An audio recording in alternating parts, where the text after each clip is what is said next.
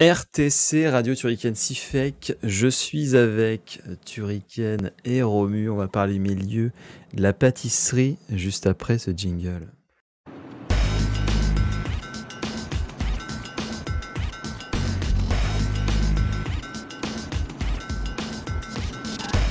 Bref, voilà, il y a un bug là. bonjour à tous, bonjour à toutes, mais oh, regardez qui apparaît au niveau des invités. Voilà, c'est Bonsoir Ah, à mais tous. alors Mais ce serait C'est pas qui celui-là? ce serait pas la RTC anniversaire? Surprise. Et oui, la semaine dernière, ou plutôt lundi dernier, c'était l'anniversaire de Turrican. Et je me suis dit, mais pourquoi, enfin je me suis dit déjà la semaine d'avant, mais je me suis dit, pourquoi est-ce qu'on se ferait pas une RTC un peu particulière où Ah là là. Turrican passe sur le grill, comme on dit. Et du coup, j'ai demandé à Romu de faire cette supercherie avec moi. Donc, est-ce que vous allez bien, messieurs? Fallait y penser, hein, Mais tu te rends compte quand même que j'ai fait une story où j'invite Romu, je sais pas si Ouais. t'as vu, Ouais. à la base. J'ai fait tu la peux même. supprimer la story.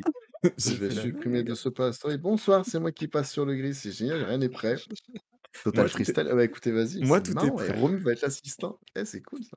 Vas-y. Je laisse la Ça pub va de Romu, changer. c'est pas grave. Oh non, Alors t'inquiète moi, j'ai pas, changé le tout va y titre, aller. donc tout va bien, Fais vous ça, inquiétez pas. Ah bah, démerdez-vous avec le chat, les mecs, je vous le dis. N'hésitez pas à poser des questions. Ça va être un petit peu folklore, mais n'hésitez pas à poser des questions si vous en avez. Aujourd'hui, on parle pas D'accord. du métier de pâtissier, mais du métier de technico-commercial avec Turrican. Turrican, ça va? Ouais. Moi, très bien, comme toujours. Ça va bien? Ok. Oui, merci de m'inviter, ça Hmm. fait plaisir d'être là à la RTC. Merci pour la surprise. J'espère que je Non. pourrai répondre, aux questions d'un métier que je ne connais pas du tout, mais c'est pas grave. C'est un métier au Et hasard, j'ai tu pris vraiment au hasard, je me suis dit. as choisi un métier au hasard, mais c'est très bien, donc c'est mon cursus. Est-ce Bon, on qu'un en jour, parlera on ferait après. pas ça? Ah.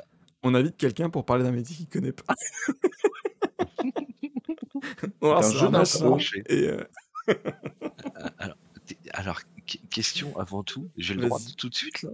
Vas-y Romu, c'est toi c'est toi l'assistant. Technico-commercial. technico-commercial, qu'est-ce que Technico-commercial, mais c'est? dans quel domaine? Le bâtiment. Ouais. Du coup, on va D'accord. peut-être première Ok. question, est-ce que tu Sachant peux te présenter et nous dire ce que tu fais comme métier et qu'est-ce que c'est? Alors, enfin, qu'est-ce que je fais? Ouais, alors, on va la jouer autrement. Donc bonsoir, Turrican, je viens d'avoir 36 ans, merci à tous, j'espère que vous allez bien dans le live. Merci Romu, merci Sifek pour cette surprise. Alors, le métier dont parle Sifek, c'est le métier que j'exerçais il y a un peu plus de 6 mois et je suis formé à la base pour ce métier. Je n'ai pas accédé à ce métier tout de suite parce que finalement, ce qu'on m'a proposé à l'école et ce que j'ai eu sur le terrain, ce n'était pas du tout la même chose. Donc du coup, je Mmh. connais le métier parce que j'ai été, souvent binôme d'agents technico-commerciaux. Mais voilà, je peux vous en parler, il y a pas de problème. Donc je n'ai jamais été officiellement technico-commercial, j'étais technico-commercial en agence, donc le binôme de on s le mot magique, c'est ATC, voilà, si vous voulez savoir. D'accord. Et donc voilà, mais je peux vous en parler, il y a pas de problème. Attends, mais Pompey, il est réveillé. Bienvenue à tous ceux qui arrivent. Du coup, voilà, ta formation, c'est ATC, donc agent technico-commercial. Alors, ma formation initiale, donc je sors d'un bac, STT, c'est en technologique tertiaire, plus centré sur comment on appelle ça? Sur le commerce Ouais. et en fait, Mmh. ma famille était est très bâtiment de base. Mon frère est, aujourd'hui, chef de secteur, enfin, directeur de secteur d'une entreprise du bâtiment, enfin du D'accord. BTP. Mon cousin était dedans et en fait, mon cousin devait visiter une école sur Paris et du coup, il me dit: «Bah, viens avec moi, faire d'études, ça peut t'inspirer» et effectivement, ça m'a inspiré. Donc je me suis lancé dans un BTS technico-commercial spécialité matériaux du bâtiment. Voilà. D'accord. Alors, pour ceux qui nous rejoignent, n'hésitez pas à poser vos questions, comme le dit Romu, bien évidemment. Bonsoir à ceux qui arrivent. Et Turrican, est-ce que tu peux nous faire la petite comparaison? C'est quoi la différence entre un commercial et un technico-commercial? C'est, dans la formation, on te le vend comme étant le petit plus, sachant qu'un commercial, ça va être, ça va être le genre de mec qui va absolument te vendre son stylo, là où Par exemple, tec ouais. là où logiquement le technico-commercial va t'amener sur des questions un peu plus techniques, des produits avec une certaine technicité. On Comment va ça parler par fonctionne exemple, plutôt que ce que c'est? bah, en fait, non, sur des produits un peu plus techniques, le bâtiment aujourd'hui, tu regardes, c'est tout le temps, l'innovation, l'innovation, l'innovation, des produits qui répondent à l'efficacité énergétique et tout ça. Et en fait, tu vas avoir aujourd'hui, on va te dire: «Pourquoi ce produit plutôt qu'un autre?» Bah, voilà, ce produit à un certain moment, il va prendre tel produit, il va pas falloir, attendre 28 jours, mais peut-être 6 jours pour que le produit voilà. En fait, des produits techniques à vendre, Mmh. voilà, je partirais sur D'accord. ce principe-là. C'est peut-être ça la Si tu différence, devais un nous co ouais. d'accord. Si Combien? tu devais nous donner les principales qualités ou compétences pour faire ce métier, qu'est-ce que ça serait selon toi? Le sens du contact, je pense que c'est important de savoir Ch se présenter et savoir, tout de suite montrer que tu sais de quoi tu parles, donc de la confiance, le sens du contact et de la rigueur aussi parce que mine de rien, si t'es pas droit dans ton argumentation, dans tes techniques de vente, si c'est un peu flou, en fait, tu perds tout de suite, l'écoute de ton client. C'est dans le bâtiment, c'est ça, si le mec, il sent que c'est un produit dont il a déjà entendu parler 20 000 fois, il va dire: «OK, c'est un commercial». Alors que si tu lui montres, tu lui donnes des explications, des arguments, tu vas être capable de vendre le produit. Donc je pense que c'est ça, ouais, la rigueur, le savoir se se faire entendre, j'ai envie de dire, c'est Ouais, peut-être plus ça et la confiance en soi, très important, ouais, le très, côté très humain, important. ouais. Le côté humain est très important dans le bâtiment, ça Parce que on peut pas le nier. c'est vrai que je rajoute un peu une question, mais Vas-y, c'est vas-y. vrai qu'on entend, souvent dire que un bon commercial, c'est pas forcément un commercial qui essaie à tout prix de te vendre un truc, tu vois? Ça va être Non, quelqu'un qui essaye de comment dire? De te montrer que, bah, si tu as besoin, il est là, il est toujours là, quoi. alors un bon commercial, voilà, il y a ça, ça va être le relationnel, mais un bon commercial est capable de te vendre n'importe quoi. Pour moi, ça reste une base, heu, mais quand il va tu vois, quand tu exemple très bête, tu vas chez Darty, le mec, il va te lire une fiche, Ouais, c'est vrai que d'accord? Il va il y a dire, pas trop de il plus-value, va hein. voilà, il a tellement de produits qu'il va regarder, il va dire: «Alors le GX66, bah, vous voyez lui, Il est grand! il fait 200 hein, il fait, et en fait, il regarde sa fiche, soit s'il connaît le produit parce qu'il doit le vendre impérativement et qu'il en a fait son fer de lance de vente, mais là où tu vas avoir dans le bâtiment, tu as pas ce genre de mec. Il va pas te marteler la gueule avec, Alors, des infos techniques, il va aller à l'essentiel, quoi. ici, il va t'expliquer un truc que tout le monde sait. Donc ça, c'est pour faire des maisons. Ça, vous allez en avoir besoin, c'est sûr. C'est là d'avoir besoin de ça. Pour faire des maisons, bah, le ciment, c'est impératif, monsieur. C'est excellent. Comment? En Oui, plus, nous, bien on vous sûr. vend du ciment premium, hein. Ah mais tu vois, il y en a qui vont te dire, par exemple, ils vont insister sur le litrage du ciment que tu vas mélanger avec ton sable. Mais tu en as d'autres qui vont juste amener, par contre, le niveau de séchage qui va être peut-être différent de celui d'un autre. Ouais. Tu vois? Et juste ça, le mec, tu le fais gagner 2 jours, c'est 2 jours en moins sur un chantier. C'est Mmh. con, mais Mmh. ça peut jouer, quoi. À la Romu, est-ce vôtre. qu'on a des questions? Alors, j'en ai une, je pense que ça doit être, une petite blague, de la part de Genox. Vas-y. De combien le bois a encore augmenté?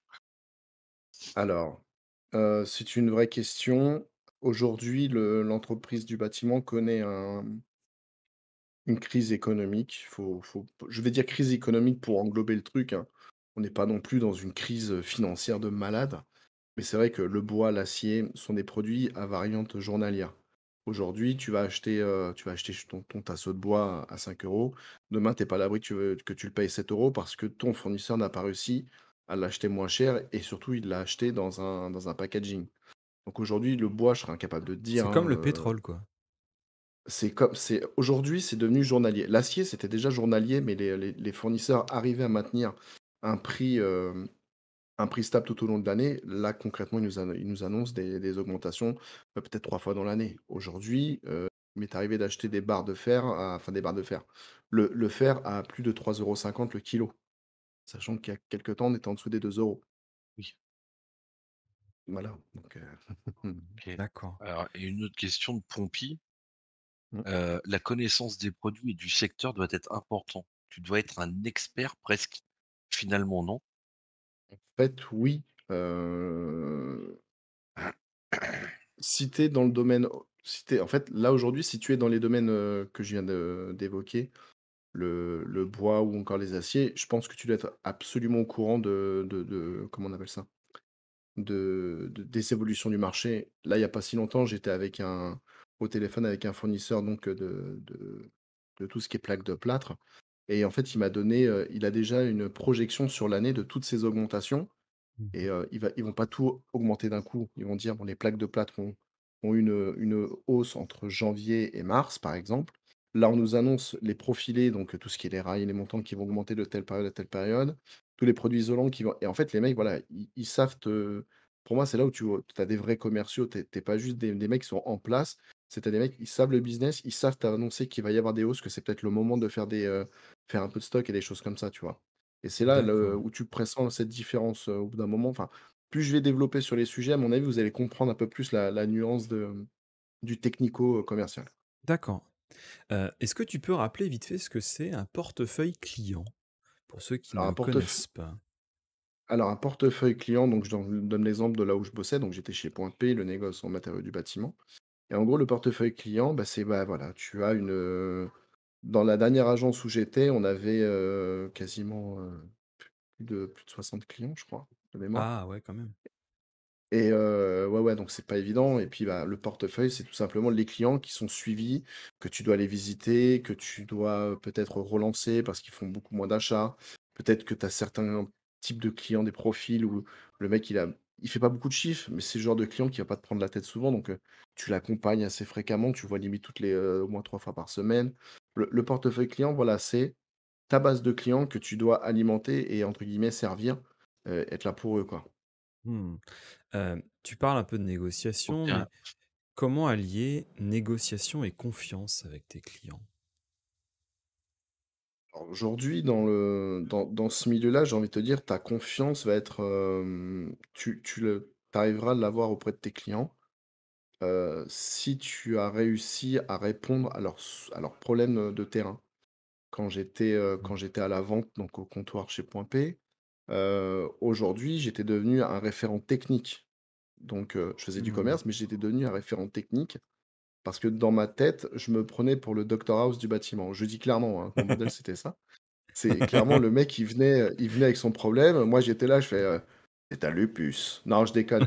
Tu dois faire ci, ça et en fait, j'adorais ces Il faut couper. configurations. En fait, oui, moi, il y avait que ça qui me faisait kiffer, c'était de me dire: «Le mec vient avec un problème et repartir avec une solution». Ça, c'était vraiment mon kiff absolu et c'est pour ça que dans ma tête, je me disais: «Je suis Docteur House et tout machin» Ouais, ouais. et en fait, je pense que de cette manière-là, les mecs et ben ah merci. Tu vois, il me sauve sur mon chantier, il me fait avancer et tout et du coup, quand toi, tu vas venir leur parler d'un truc, bah, ils vont Bah, ils vont être un t'écouter, peu plus tout conciliants, ouais. simplement. Voilà. Le client Mmh. que tu n'as jamais eu, tu dis: «Eh monsieur, bonjour, faut que je vous présente ce produit». Putain, Ouais. encore un véreux qui veut me vendre son produit. Ça Il passera y en a jamais. 15 par jour, ouais, tu m'étonnes. Voilà, ça passera jamais. Mmh. Voilà, donc je pense que c'est comme ça que si tu réponds présent pour leurs demandes urgentes, les réelles, demandes urgentes, que même en dehors de ça, tu es capable de prendre du temps pour aller manger avec eux, pour juste boire un café, juste dire bonjour. Même des fois, ça suffit. C'est là que tu entretiens ou que tu arrives à avoir la confiance de ton client, quoi. Une petite dernière question avant de passer aux questions des spectateurs. Être un requin, c'est une qualité ou un défaut, du coup, dans ce métier? Pour moi, c'est un défaut. Pour moi, c'est un défaut parce que pour moi, le requin est capable de venir voler le business d'un autre. Et à partir du D'accord. moment où tu mets le mot voler dans mes Ouais. négociations, ça me plaît pas. Le, tu peux être un pitbull qui lâche rien, ça encore je le conçois. Que tu sois insistant, tout ça, pour moi c'est du pitbull, mais le requin qui limite va arriver par n'importe quel moyen, avoir le numéro de ton client pour essayer de te le prendre, juste parce que et puis derrière tu sais pas ce qui va être dit, tu vois? Le mec peut arriver à te descendre sur des choses qui ne sont pas réelles, et pour moi non, être un requin dans ce milieu, c'est tout ce que j'ai toujours fui depuis le début. Mais tu en connaissais, toi, des gens comme ça? Mmh, Qui j'en ai déjà fonctionnaient? eu un. Qui Bah, fonctionnaient? qui fonctionnait comme ça, ouais, parce qu'en fait, ils pensaient qu'à leur résultat et ils pensaient pas que derrière sur cet acharnement ou cette tentative de récupération, aller toi te mettre un peu plus dans la merde. Imagine, tu te fais voler ton plus gros client, tu fais comment après? Ta Ouais. vache à lait, tu fais comment si tu te Mais la fais l'autre voler? mais l'autre, il fait Tu l'autre, il est content. l'autre il est content, mais c'est pas normal, tu vois ce que je veux dire? Bien sûr. Ah, bah, de toute façon, Alors en termes d'éthique, enfin, pour moi, c'est des gens qui ont pas qui ont pas de foi et qui pensent bien sûr. qui n'ont aucun Si respect tu et qui ont aucune éthique, quoi. un bon chef de vente et que ça se passe, dans le même magasin encore, le chef de vente, peut reconnaître le truc et dire: «Non, ça c'est le client de Turrican, donc quoi qu'il se passe, ça sera pour lui» Ça arrivait. et par contre, si c'est en extérieur, bah, c'est peine perdue et Ah ouais, ouais, comme voilà, on m'a après, comme c'est on plus m'a en appris, concurrence. dans une marque automobile où j'ai eu l'occasion de faire de la vente, on m'a dit: «Le plus gros concurrent, c'est la propre marque». Ouais, c'est vrai, ça aussi. Là, ce que je disais, c'était des trucs en interne, hein, c'était même Ouais, pas bien sûr. en fait, c'était des sujets en interne, sachant que tu peux avoir 3 commerciaux dans une même zone, mais c'est parce que c'est Paris. Mais concrètement, voilà, Oui, c'est parce que dur, hein, ce que le le mec, il va te dire: «Ouais, marché mais attends» ouais, parce que vas-y, tu je vois, t'en je me prie. dis le marché, de la concurrence, de toute manière, il existe. Donc oui, quand tu es au global entre plusieurs entreprises, effectivement, les gens vont peut-être aller au moins cher, au plus rapide, ou autre, hein. Mais c'est vrai que quand tu es dans ta propre boîte, tu vas te faire foutre, mec, va Bah, pas gratter ma porte, malheureusement quoi. bah, ouais, mais il y en a, tu vois, ils vont avoir des arguments, comment? De géographiques, par exemple. Ils vont dire: «Ton client, il est en compte chez toi, mais il est dans ma ville». Ouais, Le ouais. mec, il est juste chez toi parce que c'est un côté pratique, c'est que le matin, tu es sur sa route, il s'arrête chez toi, il est à Paris, hop, il prend son café et puis après il va bosser donc tu es sur sa route. Tu Ouais. vois, c'est des fois ça peut être mais pour d'autres commerciaux, bah, je comprends pas pourquoi il est pas ici, parce qu'il est dans ce secteur alors que voilà, et il y en a, ils nous disent: «Bah, viens, on va aller le chasser». Faut aller le récupérer, on va lui montrer par A plus B et ça pouvait arriver que sur le même terrain, parce qu'après tu as les chefs de vente, comme tu disais Romu, sauf que tu as les chefs de vente d'un secteur et d'un autre secteur. Ouais, et ceux-là, ils s'aiment pas Ça trop. C'est ça. pouvait voilà, ça pouvait, Là, ils se détestent. non, Mmh. ouais, ils se détestent pas, mais disons que il y a un peu moins de respect, quoi. D'accord. Voilà. Romu, est-ce qu'on a des questions? J'en ai une de Genox. Vas-y. As-tu fait des chantiers avant de te lancer dans ce métier? Et forcément, bah, si oui, quel genre de chantier? Alors, comme je l'ai dit, en début de live que, bah, ma famille était très bâtiment. Moi, mon frangin voyait qu'à l'école ça allait pas, que je me foutais, mais alors complet, hein, désolé pour la jeunesse qui regarde, hein, mais bon, je suis un exemple, il y en aura d'autres, hein. Mais j'avais plus envie, les cours ça m'intéressait plus et en fait, mon frangin a eu une très bonne idée, d'ailleurs, je l'embrasse s'il regarde le replay. On Il l'embrasse. voulait m'envoyer sur les chantiers. Il voulait m'envoyer sur les chantiers tout simplement pour que je comprenne où je pouvais finir malheureusement. Alors attention, ce que je vais Ouais, dire, ouais, bien c'est sûr. pas pour dénigrer le métier de chantier ou quoi que ce soit, loin de là, parce que les maçons, des fois, sont très bien payés comparés à un vendeur point P, par exemple. Et il voulait me dire: «Voilà, est-ce que tu veux ça concrètement dans ta vie ou tu veux autre chose?» Et du coup, ouais, j'ai bossé un peu, pendant 2 étés complets. Alors j'y ai pris goût, parce que j'étais quand même content de bosser, d'avoir une équipe géniale et ça s'était très bien passé. Ça m'a même lancé sur une opportunité où les gars voulaient me prendre en tant que chef de chantier me payer mes études et tout. Malheureusement, j'étais déjà inscrit donc dans le lycée que j'ai dit au début et donc ouais, Ouais, c'est bien. j'ai fait un peu de chantier. Mon BTS technico-commercial m'a permis de faire des ateliers pour, la maçonnerie, pour, Mmh. les fenêtres et les choses comme ça Ça t'avait plu, et ça? ouais, bah, oui, oui, carrément, parce que tu as un mélange de scolaire et de BEP, tu vois? Tu D'accord. t'as des phases labo, tu as des phases techniques, on a eu des visites d'usines de fabrication de menuiserie, on a eu plein de trucs sympas, en fait. C'était vraiment un très, très bon BTS et donc du coup, j'ai fait un tout petit peu de chantier. Mais concrètement, après, quand je suis arrivé sur le terrain, je vais rajouter, une qualité, la curiosité. Si Ouais. t'es pas curieux dans ce métier, en fait, tu n'avanceras jamais. Ou alors tu seras dans les petits papiers de X ou Y et au final, moi, ce qui me plaisait, c'est quand les fournisseurs venaient te voir, qui te parlaient de leurs produits et pareil, tu vois, ça matche pas et si ça matchait, bah, j'avais envie d'en découvrir un peu plus et concrètement, quand j'ai commencé à bosser, j'avais des bouquins, mais sur ma table de chevet et puis je lisais les fiches techniques, je regardais les produits, je les apprenais parce que j'étais curieux et que ça me plaisait Ouais. et c'est con, mais c'est comme ça que j'ai développé toute ma technique aujourd'hui dans le bâtiment. J'ai pas vécu sur les chantiers. Sur les chantiers, j'ai appris des petits trucs qui peuvent te faire gagner un peu de temps, des petits tricks de gars de chantier. Mais concrètement, j'ai pas fait énormément de terrain, non. Mmh. Après, c'est Heu la curiosité. Si tu pas curieux, t'apprends pas. Si tu tiens pas au courant des normes et des choses comme ça, bah, t'avances pas, quoi. heu, Tu travailles avec quel type de clients? Des artisans, des fournisseurs, des architectes? Alors les architectes, c'est un peu la bête noire. Enfin, moi, c'est un peu la bête noire. Moi, je le vivais comme ça. C'est parce que les architectes se permettaient de penser que c'était des professionnels du bâtiment. Alors que pour moi, non. C'est juste des gens qui connaissent les us et coutumes, qui savent à peu près ce qu'il faut faire, mais C'est les concrètement, ce ne artistes. sont voilà, c'est le mec qui va te faire tes dessins, quoi. Pour moi, je vais te me mettre des architectes à dos, mais clairement, pour moi, ce ne sont pas des professionnels du bâtiment. C'est juste qu'ils connaissent leur taf, ils savent ce qu'il y a à rénover, les Bah, trucs. Ah, attention, surtout que oui, bien il y en a, souvent, c'est Et pas eux qui vont la bâtir, la maison. ah Eux, non, ils vont c'est donner le les mec qui, plans techniques et tout.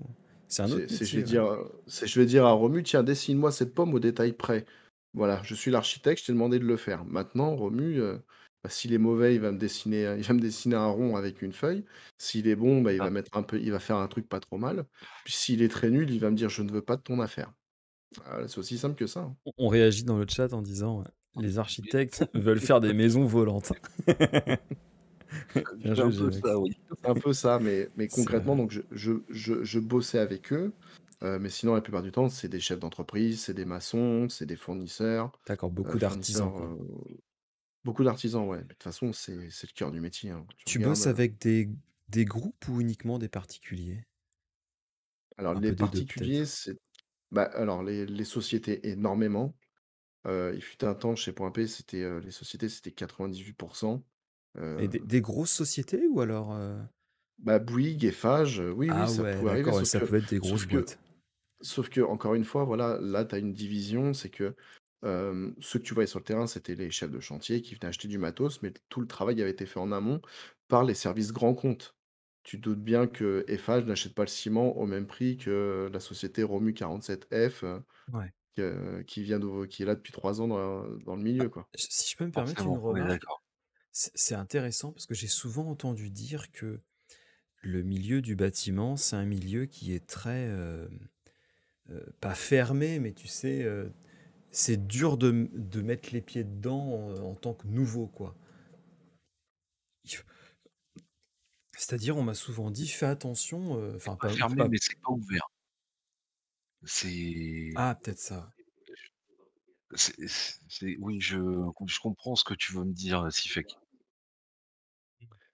Concrètement, je vais donner un exemple très bête. Avant que je m'en aille de l'agence où j'étais, on a une nana qui nous a rejoint, qui arrivait d'un milieu qui n'était pas du tout le milieu du bâtiment. D'accord. Heu et la porte a été grande ouverte de par ses qualités Alors, j'entendais pas de forcément dans le recrutement, j'entendais plutôt, tu sais, en tant que nouvel acteur du monde du bâtiment, dire généralement les nouvelle gens, société? ouais, ils ont déjà tout qui est en place. Du coup, ils ont pas besoin de toi, quoi. Et limite, ils te Alors voient un petit peu d'un œil un peu hostile. Tu vas changer alors mes règles, va te faire voir. alors non, en fait, alors, il faut vraiment se dire une chose. Dans le bâtiment, tu as les artisans, donc ça, c'est open bar. Si du jour au lendemain, tu as envie de te prétendre artisan, spécialiste dans la rénovation de maison, vas-y, Hmm. à mon avis, ça rentrera tout seul. Tu auras des concurrents comme tout et tu vas avoir un peu de mal au début parce que les architectes ont leurs habitudes. Ensuite, en tant que nouveau fournisseur, ça va être compliqué pour toi de t'implanter parce qu'il va falloir que tu démontres par A plus B que tu vas être peut-être pas meilleur que point P dans les livraisons, mais par contre, tes produits vont être moins chers. Par contre, le mec, il va devoir faire des bornes et des bornes pour pouvoir acheter ton matos. En fait, je dirais pas que c'est fermé, je dirais juste que si t'as pas les bonnes billes dès le départ, tu vas pas y arriver, mais surtout plus dans le côté fournisseur. Dans le côté D'accord. fournisseur, c'est pas tous les jours que tu entends parler de nouveaux négoces qui arrivent dans le bâtiment. Par contre, des nouvelles entreprises, tu en as quasi tu dois en Ouais, voilà, avoir, c'était plutôt justement voilà. côté, Un nouvel Côté acteur, fournisseur. ouais, fournisseur, ouais. Oui, oui, voilà, bien sûr. Parce Ça, que c'est oui, pas des nouvelles fermé. entreprises qui construisent des bâtiments, il y en a plusieurs. Par contre, des nouvelles personnes ou des nouvelles entreprises de négociation, généralement, ils ont déjà les leurs, ça fonctionne déjà très bien, ils n'ont pas besoin de toi, quoi. Ouais, bien sûr. Après, les négoces, hein, c'est pas un truc fermé, mais il faut juste arriver avec les. De Les bons toute façon, on dit arguments, ouais. toujours, hein, dans le bâtiment, si ça fonctionne, on en parle, hein. C'est aussi simple que ça. D'accord. Ça va très vite. Et quand le bâtiment va, Bah, tout va normalement, mais là, en ce c'est moment, le ça. bâtiment va bien, mais bon, ça se casse un peu la gueule, quoi, non? Alors, Ouais, petite oui, anecdote, j'avais un ami que j'embrasse, hein, qui J'embrasse aussi. il avait fait sa maison à Orléans, il avait fait faire sa maison. Et en fait, la boîte avec qui ils avaient bossé, ils étaient en faillite. Et en fait, ils avaient été au tribunal. Et donc la maison avait pris 2 ans de retard. 2 ans de retard. Et le plus drôle, c'est qu'ils ont gagné le procès. Et l'entreprise devait leur donner, je sais plus combien d'indemnités journalières par jour de retard. Ils étaient déjà à 4 mois de retard. Donc lui, c'est là, moi je suis pas pressé, hein. Moi, je suis pas pressé du tout, mon gars. Et quand Et en sa plus, maison elle a dans certains ouverte, pays, il s'est fait rembourser sa maison, quoi. tu sais que dans Donc c'est certains assez pays, fou. tant que ton toit n'est pas construit, tu ne payes pas d'impôt dessus aussi, tu vois? Il y a des Ouais, trucs ouais, comme ouais. ça. Salut Mao, bienvenue. et puis Euh, il y en a d'autres où si les fenêtres sont pas posées, alors tu peux avoir toute la maison finie, mais tant que les fenêtres sont pas mises, la construction est considérée comme non finie. Mmh. Donc pareil, pas de taxe d'habitation là-dessus. Pareil. D'accord. Alors, n'hésitez pas à poser vos questions dans le chat. On parle du métier de technico-commercial dans le BTP ou toute autre question en rapport avec le BTP. Donc, n'hésitez pas. Romu, est-ce qu'on a des questions? Enfin, je dis ça, C'est je le Romu, sais, hein, hein. ce J'en soir, hein, c'est pas Thomas, hein, euh, c'est pas Turrican ce soir, c'est Romu qui gère. j'en ai une de Genox. Ouais. Arrives-tu à vendre des produits plus locaux? Le prix, est-ce que le prix doit être plus élevé après ou pas? Alors, honnêtement, là, comme ça, produit made in France, hem, les produits made in France, il y a pas à chier. Il y en a, ils coûtent peut-être un peu plus cher, mais ils sont de bonne qualité. Malheureusement, j'ai eu qu'un seul client en 13 ans de carrière chez Point P. J'ai eu qu'un seul client qui préférait payer plus cher pour avoir des produits français. Mais il voulait du cocorico. C'était, Tu heu, vois? c'était comme ça. Ah J'en ai eu bah, qu'un on seul l'embrasse. et concrètement, c'était pas le plus gros client de la boîte, mais quand il venait, il était reçu comme un de par sa gentillesse, en fait, tu le recevais comme un normal, un client lambda, quoi. Et il voulait acheter que français. Alors attention, hein, il était limité dans ses actions, mais tout ce qui était, par exemple, l'outillage, eh ben, il va aller chercher le cocorico dessus. «C'est quelle marque ça?» «Ah c'est non, j'en veux pas. Moi, je Ah, veux c'est du allemand, français». j'en veux pas, ouais. Ouais, non, mais c'était complètement des trucs comme ça. Et aujourd'hui, en termes de Ça de se de perd, hein. produits français, en termes de il y en a, hein, il y a des sociétés, là, il y en a qu'une seule qui me vient en tête, c'est les Chaux et Enduits de Saint-Astier, qui est le plus gros fabricant de chaux, en France, donc ils sont à Saint-Astier, en Dordogne. J'ai toujours été un fervent défenseur de cette société. J'ai même failli y bosser, malheureusement, les choses ont fait que. Mais, en fait, malheureusement, dans ce métier, si je vais te vendre un sac de ciment 15 € parce qu'il est français, à côté du sac de ciment à 6 € parce qu'il vient de où tu veux, je pense que tu feras pas de détour et tu vas me prendre celui à 6 € parce qu'il faut que ton chantier soit rentable. C'est malheureux à dire, mais il y a que le prix qui fonctionne dans ce milieu. Donc peut-être que ton ciment français, tu vas pouvoir l'acheter 6 €, mais tu vas devoir en sortir des quantités astronomiques pour Ah avoir ce ouais, prix-là. ouais, bien sûr. Tu vas Mais devoir faire on plusieurs on parle chantiers pour avoir un 6 €, quoi. voilà, mais on parle Potentiellement. pas de mais concrètement, cette notion de made in France, on n'en parle pas des masses dans le bâtiment. Il y a beaucoup de produits français, mais si tu veux, c'est pas marqué cocorico, Belgique, Suisse, Corée ou quoi que ce soit. Ce qui D'accord. compte, c'est le prix final, ce que tu vas mettre sur Donc, le terrain. vous savez pas forcément la provenance des produits que vous avez. Si, tu le sais, si tu as été un minimum curieux et que tu as D'accord. regardé de qui le fournisseur et où est-ce qu'il est. On a énormément de produits, on a énormément de trucs français, mais si tu veux je te dis demain, je ne pense pas qu'on mette en avant un produit parce qu'il est français, plus spécialement qu'un produit, Parce qu'il est qui pas vient cher. de voilà, si le produit reste cher, aujourd'hui, ton client, il va entendre que les euros que tu vas lui mettre à la fin de ta phrase. T'as raison, «Ah mais c'est-à-dire re» qu'on vend une matière première, on vend pas un produit, c'est vrai qu'il y a, c'est tout con, mais si, je sais pas, par exemple, tu achètes de l'acier espagnol, bah écoute, c'est de l'acier, tu vois ce que je veux dire? De l'acier, c'est de c'est l'acier. ça. On va pas te vendre du bois ou un truc. C'est exactement ça. Quand tu regardes, par exemple, je donne un exemple des produits de chez Laterlite qui sont des produits, made in Italia. Quand ils arrivent, en France à vendre leurs produits 14 €, qui fait le travail d'un produit, qui fait, 35 balles, qu'est-ce que tu as écouté dans la phrase? Ouais, le prix, 14 €. 14,35 €. Voilà, tu as reconnu Exactement. 14,35. Ouais, ouais. Je t'aurais dit le produit à côté, je t'aurais même dit le produit il est français à 35 €.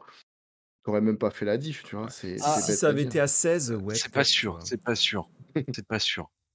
Ça, Trente-cinq, Mais 14, mais c'est quand même ah énorme, hein.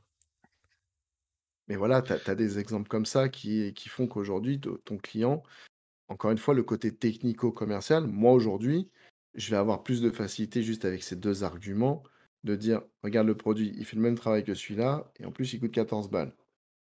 En technicité, j'ai gagné, en prix, j'ai gagné. Bonjour, je vous en prends une palette, salut». Ça va très vite, hein, c'est juste qu'il faut avoir les bons arguments techniques pour vendre ton produit et financiers pour le coup.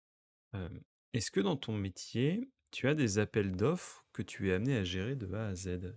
De faire toutes les commandes, de tout gérer? Hem, Qu'est-ce que tu entends par appel d'offres? C'est-à-dire, par exemple, il y a un nouveau chantier qui se monte, et ben, ils vont se Ouais, dire: «Voilà, nous, on veut que ce soit toi qui t'occupes de tous nos besoins, quoi, en termes d'achat». alors ça arrive pas, alors je donne un exemple, tu vas avoir la société Romu qui va venir me voir en me disant: «Tiens Turrican, bah, j'ai mon chantier qui démarre demain, il me faudrait que tu me fasses un chiffrage sur tout ça». Il m'a donné le descriptif, le contenu, les mètres carrés, hop, j'y vais. Je lui fais son devis, merci Romu. Et tu as la société Cifec qui à côté va venir avec tout le DTU, donc le document technique et compagnie. Il va dire: «Tiens, tu peux me chiffrer ça?» Le mec, c'est qu'en fait, il a soit pas le temps, soit pas l'envie, soit il se dit juste que je suis payé pour faire ce genre de choses, ou moi je dois me taper les 14 pages de sa revue Et de après, il presse, prend quelqu'un d'autre. et après, et que derrière, ils se disent: «Bah, voilà, j'ai le devis, merci Turi», donc on appelle le lièvre et donc derrière, il va prendre mon petit devis et il va aller se balader chez les copains, Ouais, il à faudrait que côté, ce puis voilà, soit ça payé d'avance presque, tu vois? ouais, voilà, Qu'il y ait un limite sur ce genre acompte. mais ça n'existe pas, c'est qu'on te dit technico-commercial, on te demande de tu dois savoir dire, après tu as tes niveaux de sympathie et de confiance. Tu sais très bien il y a un client à qui tu vas rendre service, tu vas le faire, parce qu'il te le demande exceptionnellement.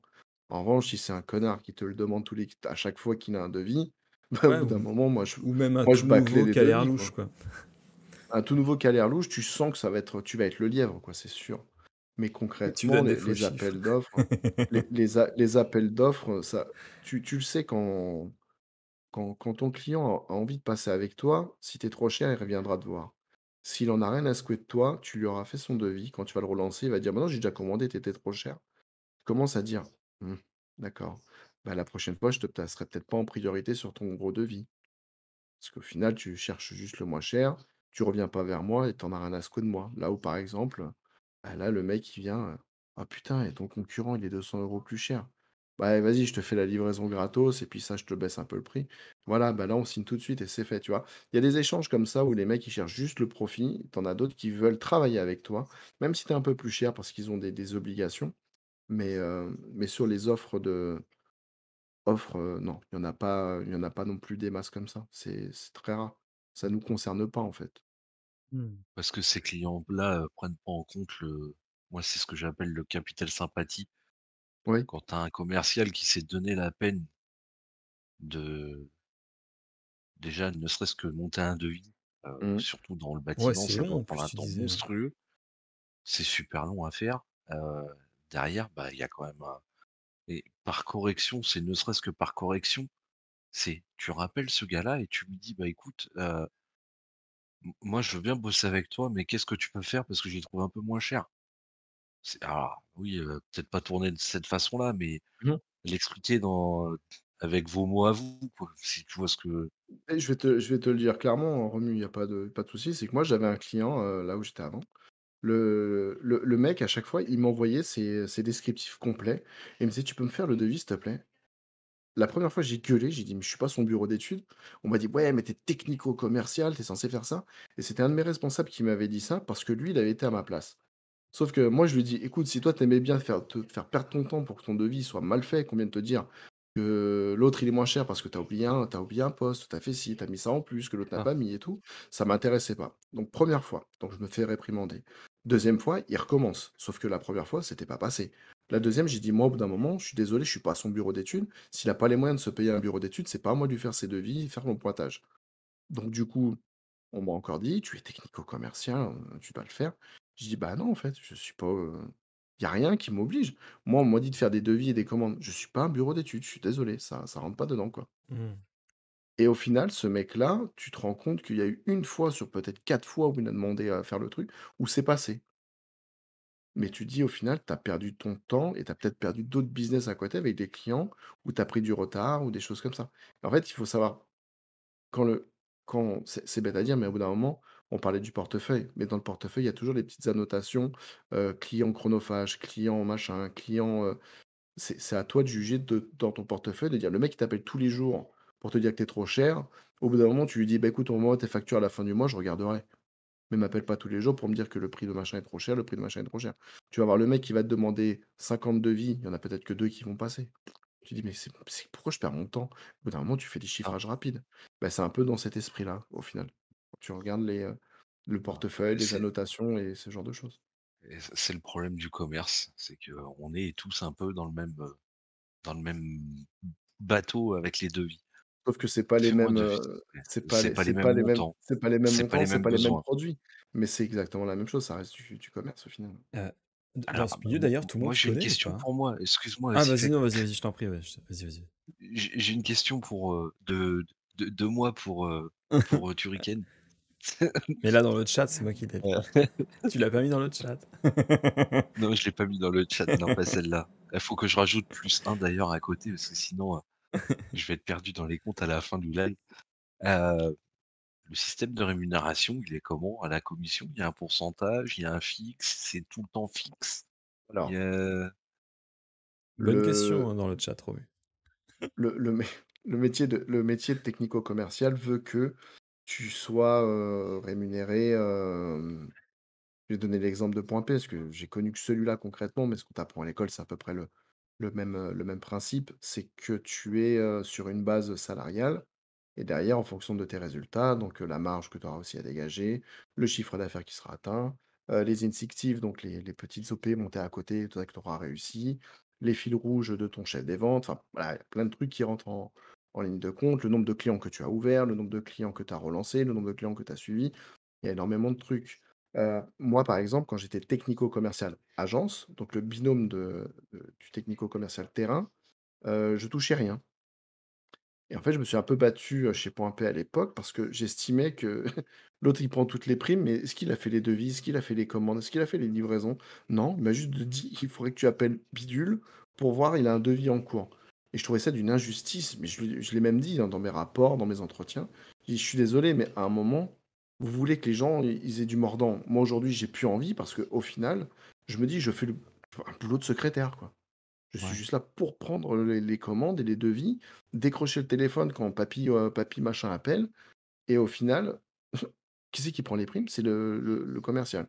Donc chose géniale, c'est qu'apparemment aujourd'hui, les TCA, donc les technico-commerciaux agences, sont rémunérés en fonction. Je dis: «Ah, c'est bien, j'aurais servi à quelque chose, mais je suis plus là». C'est pas grave. Merde. Mais Merde. mais au moins mon message a été entendu quelque part et j'en suis très, très content. Mais ça devrait être comme ça partout. Mais je vois que dans beaucoup de boîtes, le technico-commercial est très mal, accompagné sur les rémunérations autres que son salaire, quoi. Heu, d'accord. Tout à l'heure, on parlait d'un sujet assez marrant. Euh, on parlait donc du portefeuille client, mais dans ce milieu, est-ce que tout le monde se connaît? Oui. J'ai l'impression que c'est ça, hein. J'ai l'impression que tout le monde... T'as vite fait de te Alors, faire un nom, quoi. alors vu que c'est une surprise que ce soit moi l'invité, je vous sors tout de suite une anecdote par rapport à cette question. Ah, vas-y. Parce que j'en aurais plein, hein, mais je vous la sors maintenant. Heu, donc 2 clients que j'appréciais particulièrement au comptoir et donc j'étais en train de parler avec, on l'appellera Romu. Donc j'étais en train de parler avec Romu, ça machin, machin et d'un seul coup, je vois entrer Seiji. Seiji, bon, c'est le deuxième client qui arrive, je fais: «Ah Seiji, tu vas bien?» Et là Seiji, me regarde et d'un seul coup, une mine déconfite, mais une gueule, tu sentais il y avait un mélange de haine, colère et Thanos en même temps. Vous voyez le personnage, quoi. Ouais. Un Et mauvais là, je rêve. regarde, je fais, je lui dis, je lui dis, je lui dis, «Qu'est-ce qui t'arrive?» Qu'est-ce qui se Et passe, là quoi? et là, Romu se retourne, parce qu'il a reconnu la voix, donc il se connaissait.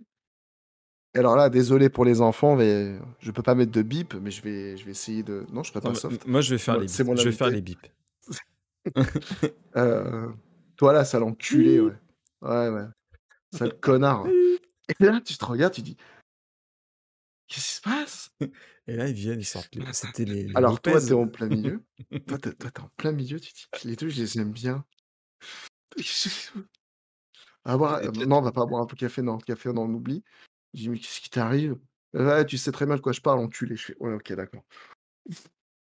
Alors tu sais Ouais. pas où te mettre, donc l'autre, très gêné, se barre et puis l'autre vient te raconter après: «Ouais, cet enculé là, il m'a planté un chantier, il me doit plus de 15 000 €». Bah, moi, je l'aime bien. Moi, je l'aime bien et il est sympa, il m'invite, T'imagines, genre, mais bah, juste c'est comme 15 ça. 000 euros. Bah, écoute, moi, il vient de signer un devis à 15 000. Et tu vois, ce genre de choses, tu dis: «Oui, effectivement, hein, tout le monde se connaît». Sauf que ça, tu pas prép là, il y a aucune école qui te prépare à être le cul assis entre 2 clients. Ouais, effectivement. Tu Surtout vois deux pas que clients qui l'un te peuvent pas se dise, chiffrer. surtout si l'autre dit: «Attends, il est là lui là, cet enculé?» «Ah bah, moi j'appuie ici, hein». Tu perds un client. Tu fais comment après? «Non mais t'inquiète pas, il est gentil, tu lui dois 15 000 € quand même, hein». Je comprends qu'il te «Ah non mais je prends pas, non je prends pas parti, non, non, non et reviens où tu veux». Tu peux pas. Personne t'a préparé à ça. Voilà, c'était la petite anecdote pour te répondre sur oui, tout le monde se connaît, tout le monde, surtout quand tu parles mal à l'un alors que tu apprends que l'autre client habite dans le même village que l'autre, qui Ah, connaît sa mère, qui connaît sa sœur, qui connaît son père, quoi. j'ai une autre question avant celle du chat. Comment arriver à convaincre un fournisseur avec lequel tu n'as encore jamais travaillé? Alors je vais te poser la question autrement, comment le fournisseur fait-il pour vouloir travailler avec moi? Bouche à oreille, peut-être? Parce non, non, non, pas du tout. Parce qu'au final dans mon métier, c'est les fournisseurs sont déjà installés et que derrière tu vas avoir des fournisseurs, des marchands. Par exemple, le Sifec, veut Plomberie. décider de travailler avec moi. Si fait Sifec plom plomberie. non, pas alors attention, tu confonds fournisseur et client, Ah, ok, ok. peut-être. Parce que le fournisseur qui veut travailler avec moi, il va devoir me présenter ses produits, mais au préalable, il a déjà eu les accords pour, non, Ah, je dis de la merde. Le mec, il va démarcher le fournisseur, il va dire: «Oui, bonjour, j'aurais parlé au technico-commercial de cette agence, est-ce que c'est possible?» Ou avec le responsable. Le responsable juge oui ou non nécessaire de recevoir le fournisseur. Le fournisseur va venir proposer une petite formation ou une démonstration dans une journée et hop, il va venir, il va présenter ses produits. Après, c'est le market, chez Saint-Gobain, donc la tour Saint-Gobain, qui vont décider si oui ou non on commercialise, avec quelles conditions. Toi, tu rentres même pas dans la négo, d'achat. Après, dans la négo, client, le bouche à oreille fonctionne très bien et je peux donner un exemple. Moi, j'avais un client qui était jamais venu chez Point P, j'étais tout jeune dans la boîte. En fait, le feeling passait t'es tellement bien que le toujours mec est jeune. revenu. J'étais toujours merci. Le client est revenu, 1 jour, 2 jours, 3 jours. Puis c'est devenu un client qui laissait un chèque en début de mois, qui faisait 1 000 €, 2 000, 3 000, 5 000, 10 000. J'ai jamais réussi à l'ouvrir un compte, mais là, c'était à l'approche, la première fois. Après, tu vas avoir, par exemple, une autre agence qui va parler de toi en disant, bah lui, écoute, j'ai bossé avec lui, machin. Tu peux avoir de la société qui va dire, ah, mais moi, je travaille avec Point P, bah, demande Thomas, tu verras, il est cool et tout. Voilà, c'est le bouche à oreille dans le bâtiment, de toute façon, c'est la meilleure solution. Comme C'est je la t'ai dit, meilleure si ça fonctionne publicité. bien, voilà, si ça fonctionne bien, tout le monde le saura. C'est con, mais c'est comme ça. Voilà, je t'ai donné les deux axes fournisseurs Hmm. et clients. Comme ça, je réponds à la question deux en un. Romu, on t'écoute. Oui, j'ai une question de Genox. Est-ce qu'il y a des personnes qui viennent exprès juste pour demander un devis sur un autre devis d'une entreprise? Juste pour faire baisser le prix de la première demande? Je Alors, peux ça un coup de pute. tu veux dire, est-ce que par exemple Alors, la je te société prends l'exemple. Romu, vas-y, je t'en prie, donne-moi ton exemple. Sifek fait un devis à Monsieur Dupont. Mhm, Ouais. Monsieur Dupont récupère le devis et mhm. vient voir la société Romu. «Bonjour, je voudrais un devis, s'il vous plaît», et donc il se retrouve avec les 2 devis. Forcément, il va prendre le plus bas et il va aller voir, Monsieur Turrican à son lieu de travail en lui disant: «Qu'est-ce que vous pouvez faire là-dessus?» En fait, non, tu peux pas, parce que si c'est ton client, si c'est le client qui vient voir l'artisan, à aucun moment, moi, je pourrais faire baisser le... Ah, tu veux dire, est-ce que le particulier serait prêt à payer lui-même les produits si moi, je lui faisais un devis, c'est ça? Voilà, Alors ça peut arriver, mais c'est très rare parce qu'au final, si jamais le mec il achète pas Il les produits, il va bypass, lui dire, quoi. il va pas venir. C'est très rare les mecs qui acceptent juste de payer la main-d'œuvre. Ou alors c'est que c'est un client avec qui tu t'entends très bien depuis des années. Mais concrètement, t'es pas à l'abri que Romu et Sifek aient fait un devis à Monsieur Genox et que Monsieur Genox vienne me voir en disant, attends, j'ai regardé des tutos sur YouTube. Alors, monter une cloison, c'est pas si difficile. Vous pourriez me faire un devis et que moi, en faisant le devis, bah parce que je me suis bien entendu avec Monsieur Génox sur le moment, je trouvais que c'était quelqu'un de très gentil, on a les mêmes centres d'intérêt, nos enfants vont à l'école ensemble, tu sais pas tous les facteurs qui peuvent aller derrière, et derrière je lui fais un très bon prix, voire même meilleur que le tien, parce que au final, bah, c'est un particulier, et que le particulier vient t'acheter un produit à toi, là où toi, l'entreprise, je sais que derrière tu vas te prendre une marge de 30 à 40% dessus, donc c'est vrai que tu peux te retrouver dans une situation comme ça où le client peut payer moins cher, mais c'est très rare. C'est peut-être arrivé qu'une seule fois que j'ai un mec qui a eu une révélation en se disant le lendemain, ah bah tiens, et si j'allais tester de monter ma cloison moi-même, j'ai vu sur YouTube, là, ça a l'air facile. Ça m'est Et après, quasiment jamais peut-être. tu vois dans les infos après, quelqu'un est décédé sous les décombres. Le Il a monté sa fournisseur, maison lui-même. c'était Thomas. Il lui a filé des plaques de plate qui étaient cassées. Les rails n'étaient pas bons. Mais Euh, oui, ça peut arriver. Oui. Après, si je réponds pas aux questions, n'hésitez pas à me le redire. On refait le bah, truc. Hein, y a je pas de... trouve ça pas mal. Est-ce que c'est possible de travailler en équipe dans ton métier ou alors c'est plutôt un métier un peu solitaire? Parce que c'est vrai que tu as toujours parlé du fait d'être soit en concurrence avec d'autres technico-commerciaux ou alors de travailler tout seul. J'ai pas lu entre les lignes en tout cas qu'il peut y avoir des travaux d'équipe. Le, le binôme phare, c'est le binôme ATC-TCA, donc agent technico-commercial, donc le terrain, et le technico-commercial agence qui est en agence. Ça, généralement, c'est les deux binômes qui fonctionnent sur les gros portefeuilles. Concrètement, sur Paris au début, il y avait que des ATC, mais quoi qu'il arrive, l'ATC ne peut pas être et sur la route, et chez le client, et au téléphone, et à taper les devis, et à taper les commandes. Donc quoi qu'il arrive, ils ont des supports. Ouais, Euh, ils bossent entre eux, Ils bossent avec les services ou avec les humains avec qui ils s'entendent le mieux. C'est con, mais ça fonctionne souvent comme ça. bien sûr. Les fournisseurs, eux aussi, puisqu'ils ont des agents technico-commerciaux aussi, ils vont avoir bah, une commande à passer, bah, ils vont appeler leur secrétaire au bureau, la secrétaire bureau va saisir, et puis voilà, quoi, youpi. Donc quoi qu'il arrive, ce métier est toujours un métier d'homme. Donc tu es obligé, tout seul, tu n'y arriveras jamais.